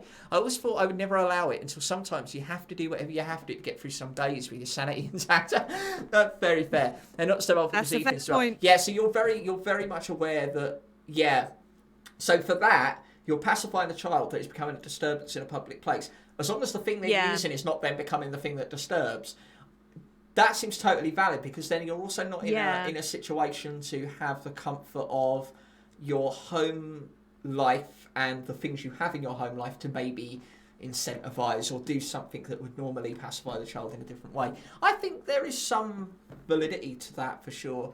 That makes sense. In other words, being a parent's really hard. Sometimes you need to take the break. I think that's true as well. I think even good parents, regardless of overall parents, I think what Dagger Steve is highlighting is that one blip that we make as a quick judgment may not equal bad parents or bad parenting. Yes. But I will say that if you see one thing that even they are consciously aware is probably a bad thing, that judgment doesn't seem so unfounded, but we should probably always try to balance it out a little bit. Absolutely. Honestly, I don't think I could be a parent because of how difficult it is. And welcome back, those returning. I've always wanted daughters. It's never going to happen, I don't think. But no, that's fine. I always wanted to call them, if I got the chance to name them, Scarlet or Madison. And the reason for that is because I could shorten them to Scar and Mad. So Scar Mad. I love that. But no, I've always wanted daughters, and that'd be amazing. Aww. But it's funny because I have kid names. I have names planned for kids, even though I don't want kids, and it's fun. Yeah, I absolutely. I'm like, this is what my son will be called, and this is what my daughter will be called. Here's their middle names. Here's everything. Are you willing to share? Go for it. Is it going to be Rocket or something? Do you say Rocket? Rocket? Is it going to be Rocket or something like that? Rocket. So my name for a boy, for a son, it was actually my partner came up with this one. I asked him one day, I was bored, and I was like, hey, if we had kids, what would you call them? And he just straight away said, if we ever had a son, I'd like for him to be called Ash. And I just loved that. Oh, and like it kind of made me think of Pokemon. Yeah, Pokemon. So I was like, I love that, like straight away. And then I remember Ash, because isn't Ash like really short for Ashley? Yeah, see, that's what I thought. Yeah. So short names have become standard names for long names anyway. So like, even though it was shorthand, it's become its own thing. Absolutely. That's interesting. Any others? I love Ash. I think that's a great name. For a daughter, it's I've been going back and forth on what I'd want to call a daughter. I kind of have like a little short list. Is it Cuphead? It's absolutely Cuphead. Like it's Chalice. No. Chalice ain't actually. You know what? Chalice ain't a bad name actually. I think I went to school with a chalice. I'm not even joking. Yeah. Anyone who just tuned in, we're not saying MissMeggieCat went to a posh school with her own drink receptacle being a chalice. No, it was not a posh school. The Holy Grail University. Holy Grail High. No. So for a girl, I've been back and forth on so many different names, but the names that I seem to really like are Millie. Really love the name Millie. Love the name Millie. Yeah. Millie Vanilli. I really love Lila or Delilah, something like that. Okay, Lila. I really love Delilah, that. What's it Yeah, like that's the problem. If I named city? my kid Delilah, then she's just going to get Hey There Delilah for the rest of her life. So Especially if she wears a plain white tee. Oh no. And the last name that I really like, but I wonder if it's a bit too modern. I have not heard this one here in the UK before. I've heard it. It's quite American. I love the name Sky. I like Sky. I went to school with two Skys. One was male and one was female, and they spelled them differently. Weirdly, Sky, the female was without the E, and the male was with the E. But you think of it the other way around, right? So yeah, absolutely. But I like Sky. I like that a lot. Yeah. I missed what I said about names because T-Man called me. I said what I would call my daughters. Madison and Scarlet, because then I can shorten it to Scar and Mad. I have names for, and I love those names generally. I have names for potential cats and dogs in the future. I love that. That's amazing. What are they, by the way? What are they? Yes, tell us. I got mad at T-Man for vetoing a kid's name, even though neither of us want kids. You wanted to name your kid Chucky. After the doll. We had someone in my family called Chucky. Yeah, literally. They hide a Chucky doll in their house to scare each other. That's brilliant. It gave T-Man flashbacks. This was Ash for the Sun name is so cute. It's nice. I go Evil Dead with Ash. Not bad thing. No, I think that's very true. Oh, I don't like the fact I said Pokemon first. I'm annoyed by that now. Millie is cute. Yeah. I immediately thought Pokemon as well. Okay, so guys in chat, you have heard what we have said about iPad kids. Do you think they are bringing up a new generation of little scrotes, or are they a means to an end? iPad kids. We're going to vote on it in just a second when someone puts the poll in chat. So thank you very much. If you put that up at chat when you're ready. If I have a dog cat, it'll be either Nacho or Jerome. Oh, I wonder why Nacho or Jerome, Tasha. I wonder. Robson and Jerome is what I remember. They were singers, weren't they? Well, Nacho is after. So, right. One of the reasons why Tasha and I became such good friends is because we both love the actor who plays Nacho in Better Call Saul, Mr. Michael Mando, who also plays Vars. Who also plays Vars in Far Cry 3. Oh, right. Yeah. So that's how we became friends at first. So Nacho's her favourite. So that would be that. And Jerome is from Gotham, from the TV show Gotham. Gotcha. Okay. One of her other favourite actors plays a character called Jerome. Jerome. That's a great name, isn't it? Jerome. Didn't hear that often. Jerome. You can vote now, by the way, in the chat. This one is a little bit more contested. It's so far 4-4. Please get your votes in. You've got about 2 minutes to vote on whether you want to see iPad kids in the vault. If this does go in, that means any kid that is on an iPad is forever condemned, just so you're aware. And remember, iPad kids isn't the same as a kid who uses an iPad. Yeah, it's an extreme version. Yes, it's the notional concept of kids that are raised solely on an iPad, maybe more so than by their parents. We're not saying that just the odd use of an iPad or the existence of an iPad kids model is thing. It's the extreme version. Panda, hello, Panda. You welcome in. In the vault I go. Yeah, I think you missed the game in one, Panda. I think you would have had something to say on the online-only games. Yeah. This one's neck and neck. It is neck and neck. It is neck and neck. What do we do if it draws? What do we do? Well, if it does go to a draw, I get the say. Oh. Yes. Oh.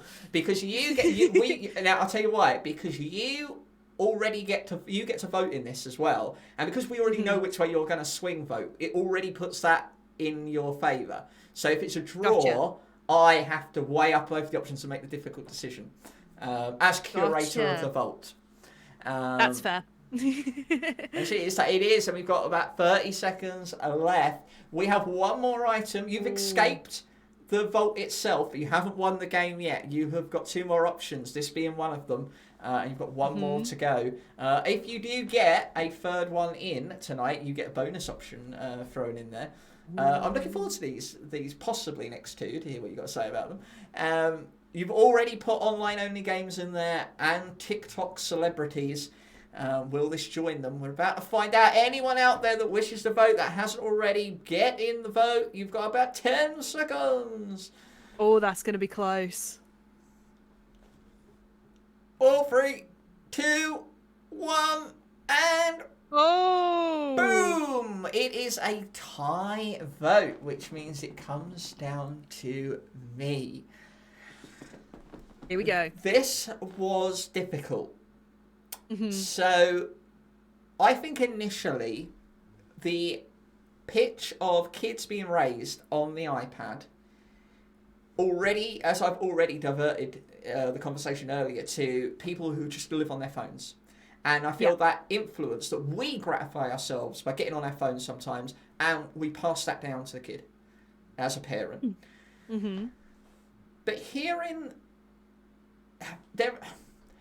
the fact that it can possibly be used twofold, to be educational and a pacifier, there's nothing I feel in the iPad itself that is necessarily evil. That sounds a bit extreme, but rather if the issue was you give this iPad to your kid and they are consuming something that's going to hurt them, that's an issue. I do think that using it as a pacifier a lot may actually lead to missing a lot of things and social cues in your child's development. But I also think that that's been going on for a long time. I think we've just swapped the thing out. And I've ended up okay. Oh, damn, now I don't know which way to swing. I don't know if that's fully true. I am going to say that iPad kids, I don't think I can live with myself if I took those sweet, innocent kids that are actually the product of their parents, not themselves, who know no better, into the vault. So I'm afraid iPad kids, they stay in the world of tomorrow. Darn. Yes. That's fair. Let me go on then. Let me just in case you're angry about that, MissMeggieCat, here's an iPad. Just give that to you. Here you go. Just just play on that for a little while. Pacify my feelings. In fact, let me just. There you go. I'm passing that into you now. There it is. There it is. I'm passing that into you now. Hey, it worked. That looks amazing. You got a free iPad. That'll pacify for the rest of the stream, I'm sure. That looks so good. Yay. Okay, we only have one more entry from MissMeggieCat before we let you go. And I want to say before we do, thank you so much for being a guest on the show. Because not only is it wonderful to have you, first time collabing with you on one of my streams and one of my shows, but this show in of itself, we've given it a whole makeover, and it was a favourite of the community back in the day when I first started branching out into variety streaming content. So it's been wonderful to bring it back, and I have such a wonderful first guest on the research. So thank you so much. Thank you for having me. I've noticed that you are wearing this wonderful blue Cuphead hoodie, which is fantastic. Your hair looks wonderful. You've got wonderful pink headphones. Oh. I'm going to blow my own trumpet a little bit. I'm wearing this. I love this pink wig. I think it's great. This is not the old Selita wig for old Soul fans. This is a brand new pink wig, which I'm trying to take care of a little bit more than that It one. is gorgeous. I'm wearing this pink top, which I've sort of matched with the. I say matched because I put on the black cardigan to make it a little bit more cozy vibe. But also, I was wearing black headphones. That way, I've got this kind of black, pink, black. I'm wearing this rather subtle pink lipstick. Then I've got the pink shirt with the black hoodie. So I've sort of created this ensemble little casual piece here, and I like the fact that we're all sort of casual and comfortable. But imagine if we were wearing your next entry, which is beige clothing. We got it here hanging from the ceiling. I've got to take the tag off. Oh, look at it. Beige. Oh, hello, Naomi. Naomi said hello. You're just in time for our last entry tonight. Oh, thank you. Thank you. That is your name. So random. Beige clothing. I quite like beige clothing. Oh, you have to win people over this one. What is it about beige clothing, MissMeggieCat, that you do not quite like? How do I put this? Oh, be mean. Maybe this one is more of a personal thing.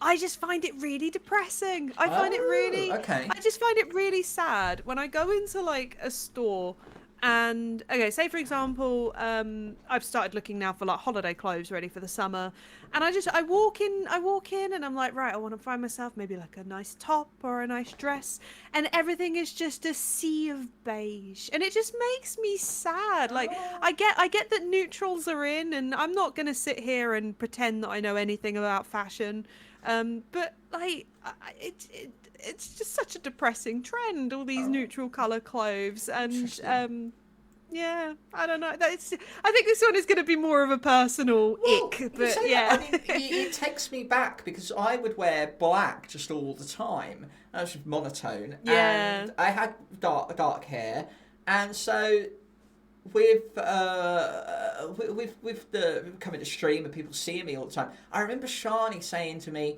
"I want to see a bit more colour."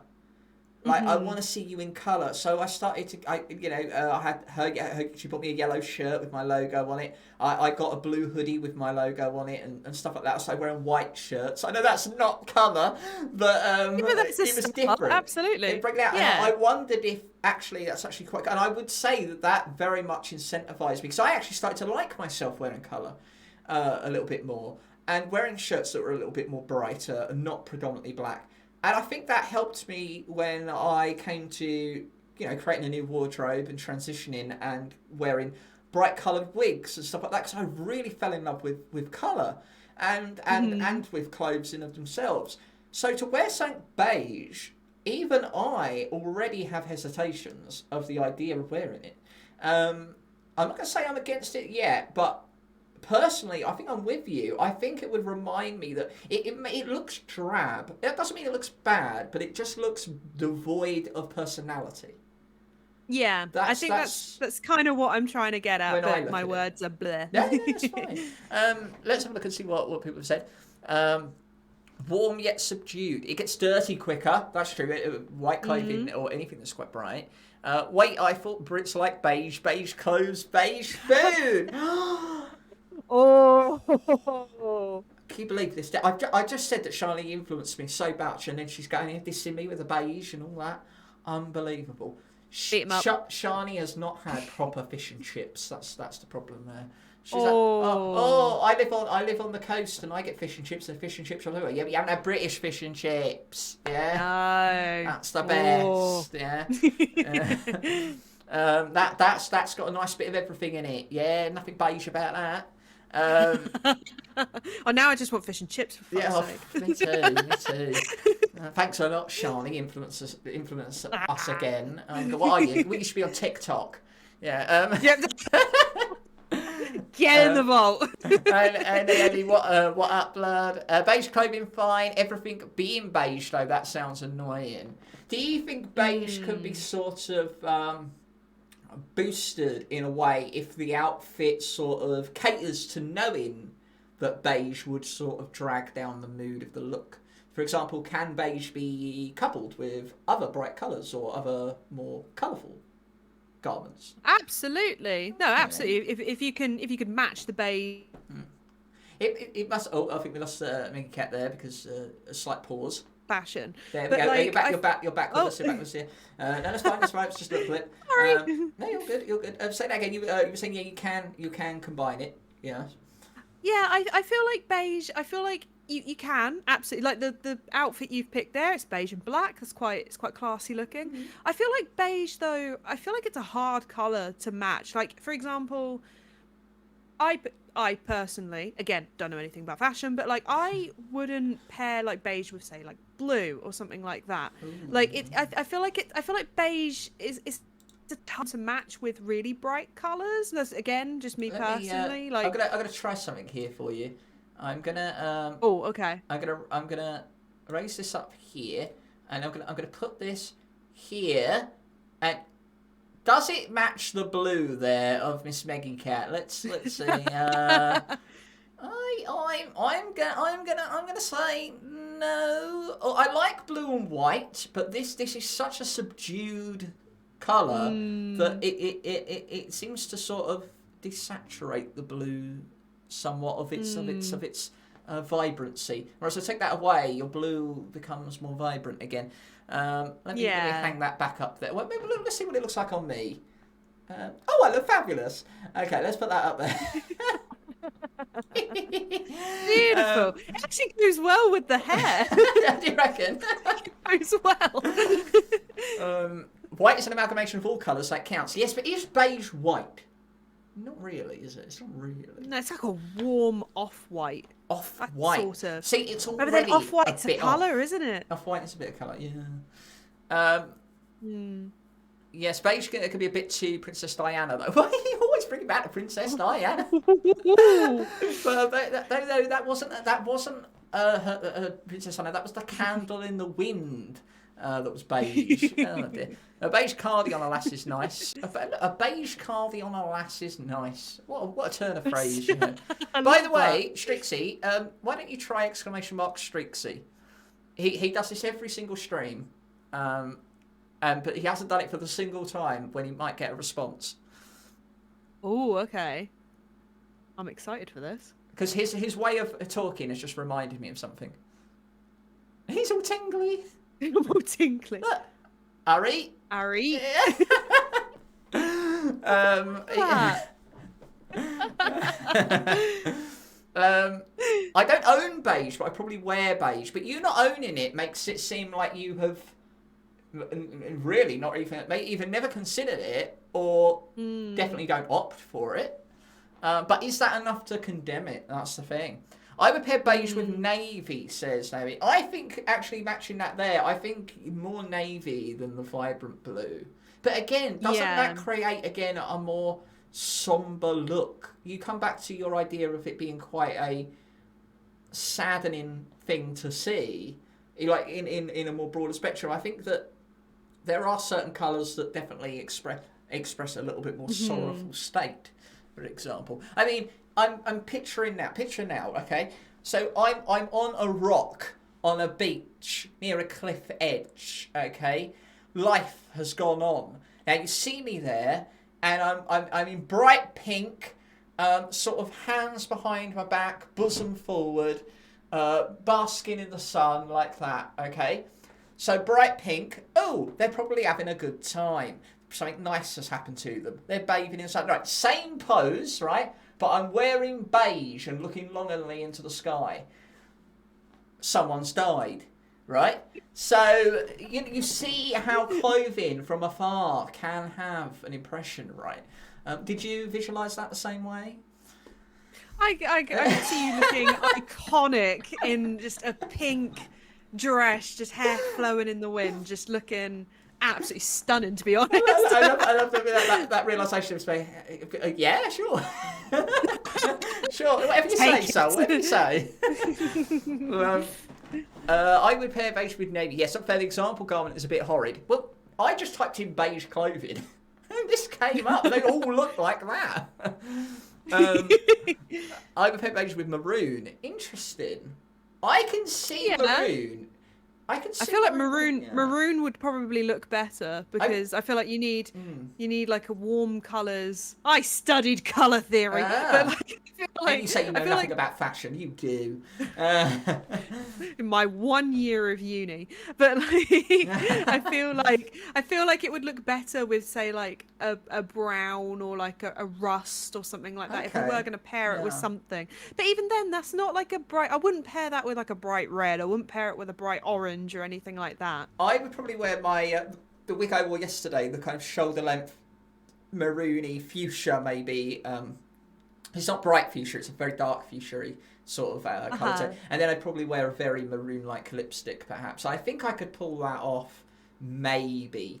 I wouldn't buy that particular thing. Beige doesn't really attract me that much. I like the blacks because blacks have a really good colour to like bounce off of other colours with, and my favourite combination is black and pink. So like I wore my best set for you. I wore my best set for you. I'm honoured. You're welcome. But I didn't wear anything when Meatloaf was guesting, so you know. Oh wow! Oh wait, no, that makes it seem like I was naked. I didn't mean that. Meatloaf didn't see me naked. So... I just meant I didn't dress up at all. Fucking hell. I'm thinking of grave. I love that. I have hair beige with maroon. What is that on the bottom? Oh, I think that was just like the tag on. Wake up on we die. What have I got on the yeah, I've done that. Yes, so but I don't really go shopping. Oh, that's fair. We're gonna go shopping. Me and Potato, we're gonna go online shopping together. Yeah. Aww. She don't know that yet. Surprise! Beige jumpers and hoodies and t-shirts and cardies are better than that thing on the screen. Do you reckon? I think when I'm wearing white, when it's white, so it again I can use it like black. A monotone is a great thing to combine, but I feel like the subdued nature of beige limits your options.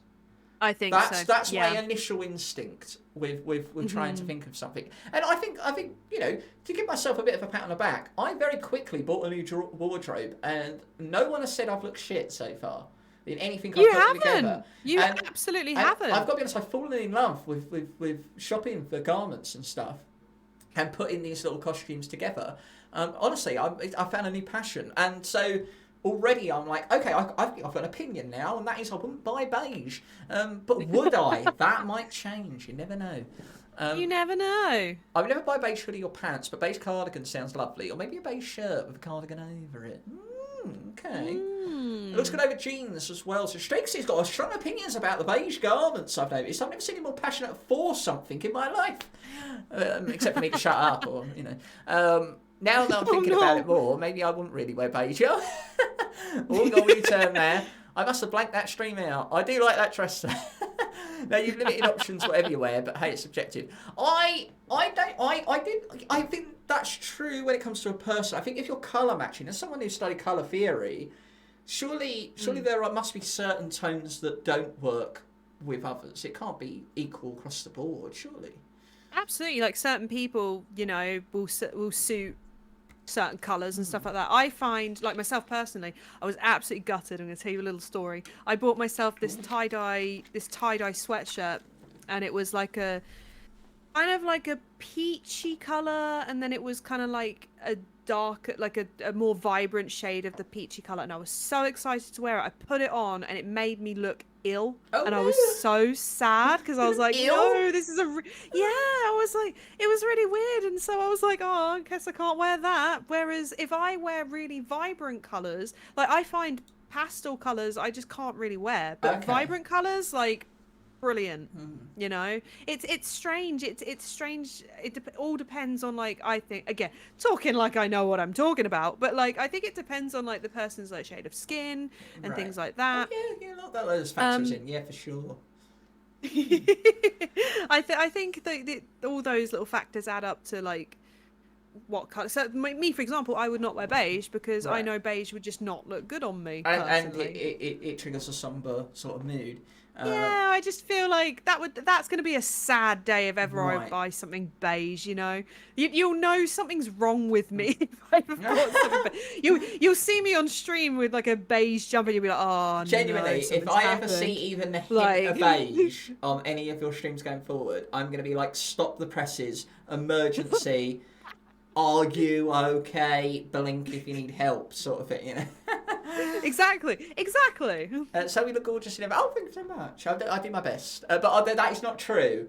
I have made 2 faux pas so far in buying clothes.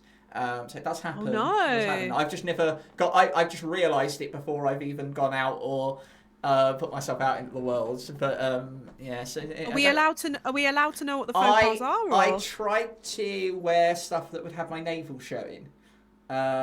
Okay. So, which I don't mind. I'm, you know, but I realised that when I put it on, I was like, okay, this is fine. I like this. It's comfy. Obviously, I haven't got the best body in the world. That's okay. I don't really have any sort of issues with showing parts of my body or whatever. But I forgot that when I sit down, where I'm streaming, your stomach sort of compresses a bit, doesn't it? Oh, yes, you get a little roll. So then I didn't look good at all. And do you know what stream I decided to do that on? I was going to do that on. Oh, no. My Lego stream, which meant that not only did I have a camera at my face, no. I had a camera at navel height where I was on the desk making a picture. So I was like, you could draw a face on it and make it talk. I'm not doing that. So I was like, unless I can, maybe I'll wear it in the summer if I can get something else to match it. But at the moment, I'm like, maybe it ain't for stream. Maybe I'll wear it outside. Maybe, I don't know. Yeah, that that's happened. You got to be comfy, right, Yeah, in what exactly. you wear, especially on stream. Comfort is the first thing I think of. I don't even look in the mirror at first. I put it on and I'm like, is this comfortable? Am I okay? Can I breathe? Can you know? Is it flexible? Does it fit? All that kind of thing. And then I go and look in the mirror and like, okay, now how does it look? Because if it passes the first test, good. If it passes the second test, okay. It doesn't necessarily always have to look good. If I'm like, oh, this don't look that great, what can I do to make it better? For example, I don't really like this this pink shirt. I like this is pink. Obviously, it's not as pink as it looks because my hair kind of makes it look a little bit brighter. But on its own, I was like, oh, I don't like I can't just wear that. I'm not comfortable with that. So I put the cardigan on because I thought, oh, actually, it's a good idea because not only does it sort of match the other aspects of me, but it's comfortable and it creates a more relaxed atmosphere, I think. So I think it is a look. And you look gorgeous. Thank you very much. I appreciate it. You always look gorgeous. I have to try. Right, it's time. Have a good rest of your stream. Meggie, you are amazing. Oh, there you go. You've won over Shani, the hardest mod to win over as well. Thank you, Shani. If you win over Shani, that's it. You are one of us. One of us. Yes. I would buy a beige cardigan. Yeah, depends on skin tone's haircut. Yeah, I think it does factor person to person. Oh, yeah, have a good day, Shani. Have a good one for that work. Have a good day at work, Shani. Bye, Shani. Yes, right, okay. So now we get to this point where I have to say, I feel you made a great case personally, but now you're asking people to vote on whether it goes into the vault, which means beige clothing goes away forever. Can you give us one last pitch as to why people should help you win this game and vote for beige clothing to go into the vault? Yeah, putting you on the spot a bit now. Darn, one thing. No, me personally, I think it's a very wish-wash colour. You can't really pair it with anything except other neutral tones like browns and stuff like that. It's just not a very versatile colour, and that is my case. Okay. It doesn't go with anything. Right. Well, no, it goes with stuff, but but yes, so it goes with stuff, but, and it's the big but, everyone's big but that can't look good in beige clothing.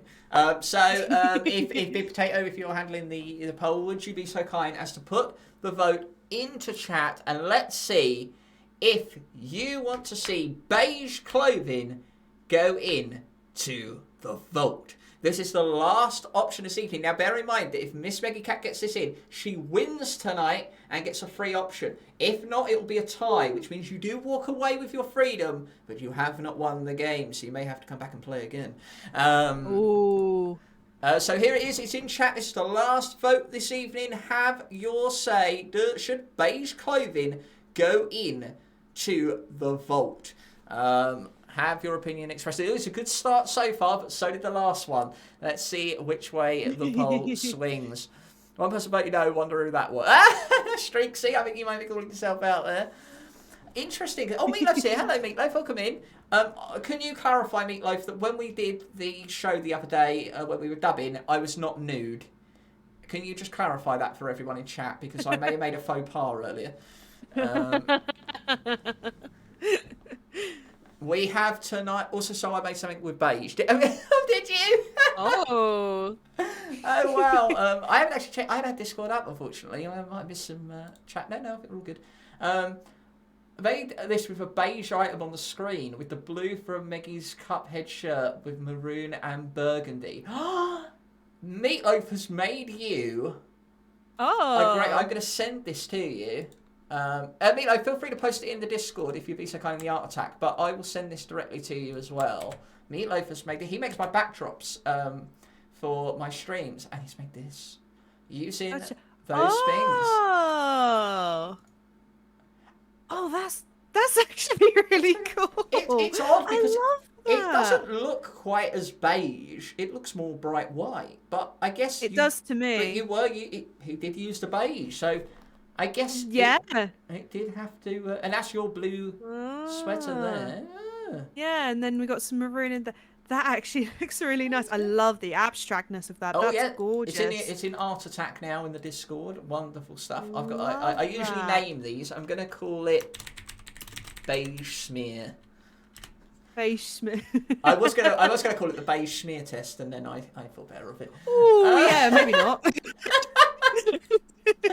But I've said that out loud now. The vote is still going on. You've got think 1 minute to get your votes in. It's in the top of chat. And you can see that. I like that a lot. I think it's very good. Changing my Twitch chat colour beige. Oh no, stream. Oh, look what you've done. I've no clue if you were. Oh yeah, it was a dubbing stream. We didn't have cameras on. As far as Meatloaf know, I could have been. I wasn't, I swear. You're just outing yourself here, Sol. Oh, you no. absolutely Well, in the nude. I was in the comfort of my own room.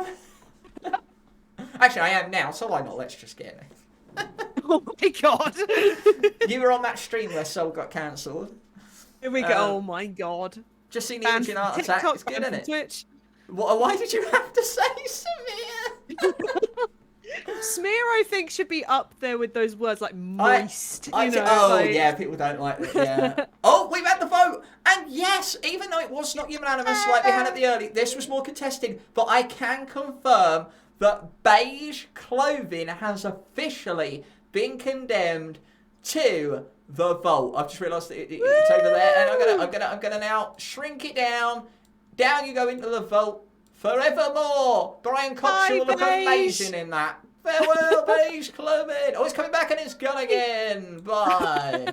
It's going to put up a fight, but it's not. There it's gone. No. Get in. Which means that at the end of today's show, MissMeggieCat, you have managed to get successfully 3 things into the vault. 1 escaped you. That's on par with all our other guests, by the way. All of them have had 3 successes and 1 failure, which means you have won. Not only are you not going into the vault, but you get to give 1 more thing. You get to throw 1 more thing into the vault without any input from the chat. They don't get a say because you've won the privilege. So could you tell us why and what and why you're putting this next item into the vault? Oh, how exciting. Okay. I'd just like to thank my family, my loved ones. No. So my last pick for the vault, and this is absolutely a personal ick. So I'm quite glad that this got to be the bonus one. My final pick is cropped hoodies. And now I've put that on the screen. Is that what you're talking about? I have to make sure. Yes. Okay, good. Absolutely. Okay. Right. Absolutely. Why don't you like the cropped hoodie and why are we throwing it in the vault? So when I think of like putting on a hoodie, I think, oh, it's cold outside. Put like a big old comfy hoodie on. If you're feeling not so great, stick a comfy, cozy hoodie on. Make yourself feel all nice and warm and fuzzy inside. And then I feel like a cropped hoodie just completely like decimates all of that. It's like that is purely a fashion piece, which again, Ah, I'm not the most fashionable person. I get that. I wander around in jeans and hoodie most of my time. but But not like cropped I hoodie. just but not cropped hoodies, no, because the point of a hoodie is I want to be warm and I want to be cozy. I And don't want everything hanging yeah, out. and if you get caught in the rain, you can put the hood up. Right? If that's good. I think we lost Miss Becky Cat right then. She said her piece and she's done. You're back. Hey, but you can put your hood up, and if it's raining indoors. Raining indoors. I imagine that's what they're for, right? Unless someone you're Yes. used to people throwing stuff at you, you can use it to deflect. Let's see how the hoodie would look on you. Let's put that over there. Oh, Well, I've just okay. realised that it doesn't really work because you might be wearing a cropped hoodie now for all we know.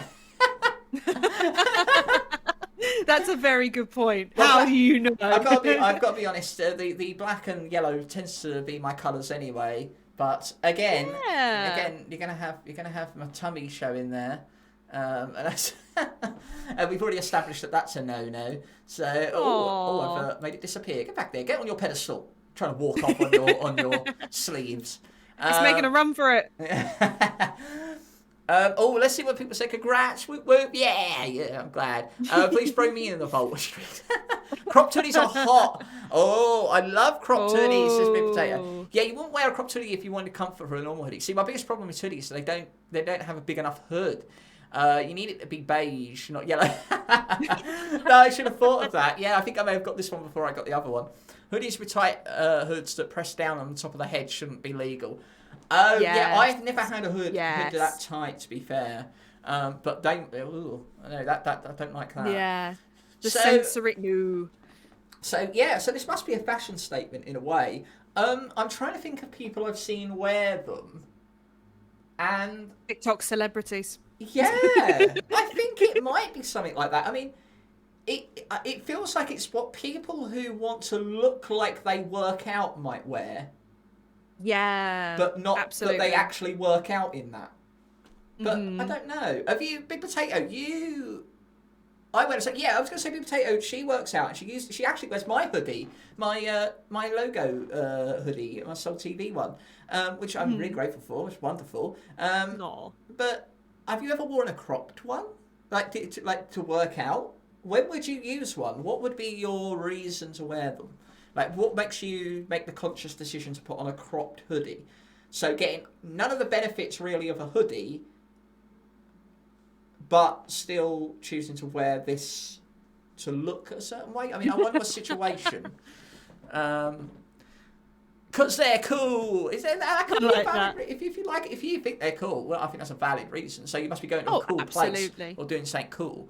I'm just thinking, like, would you go to dinner in one? Do you work out in one? Would you go to the shops in one? Is it just like a thing you throw on quickly?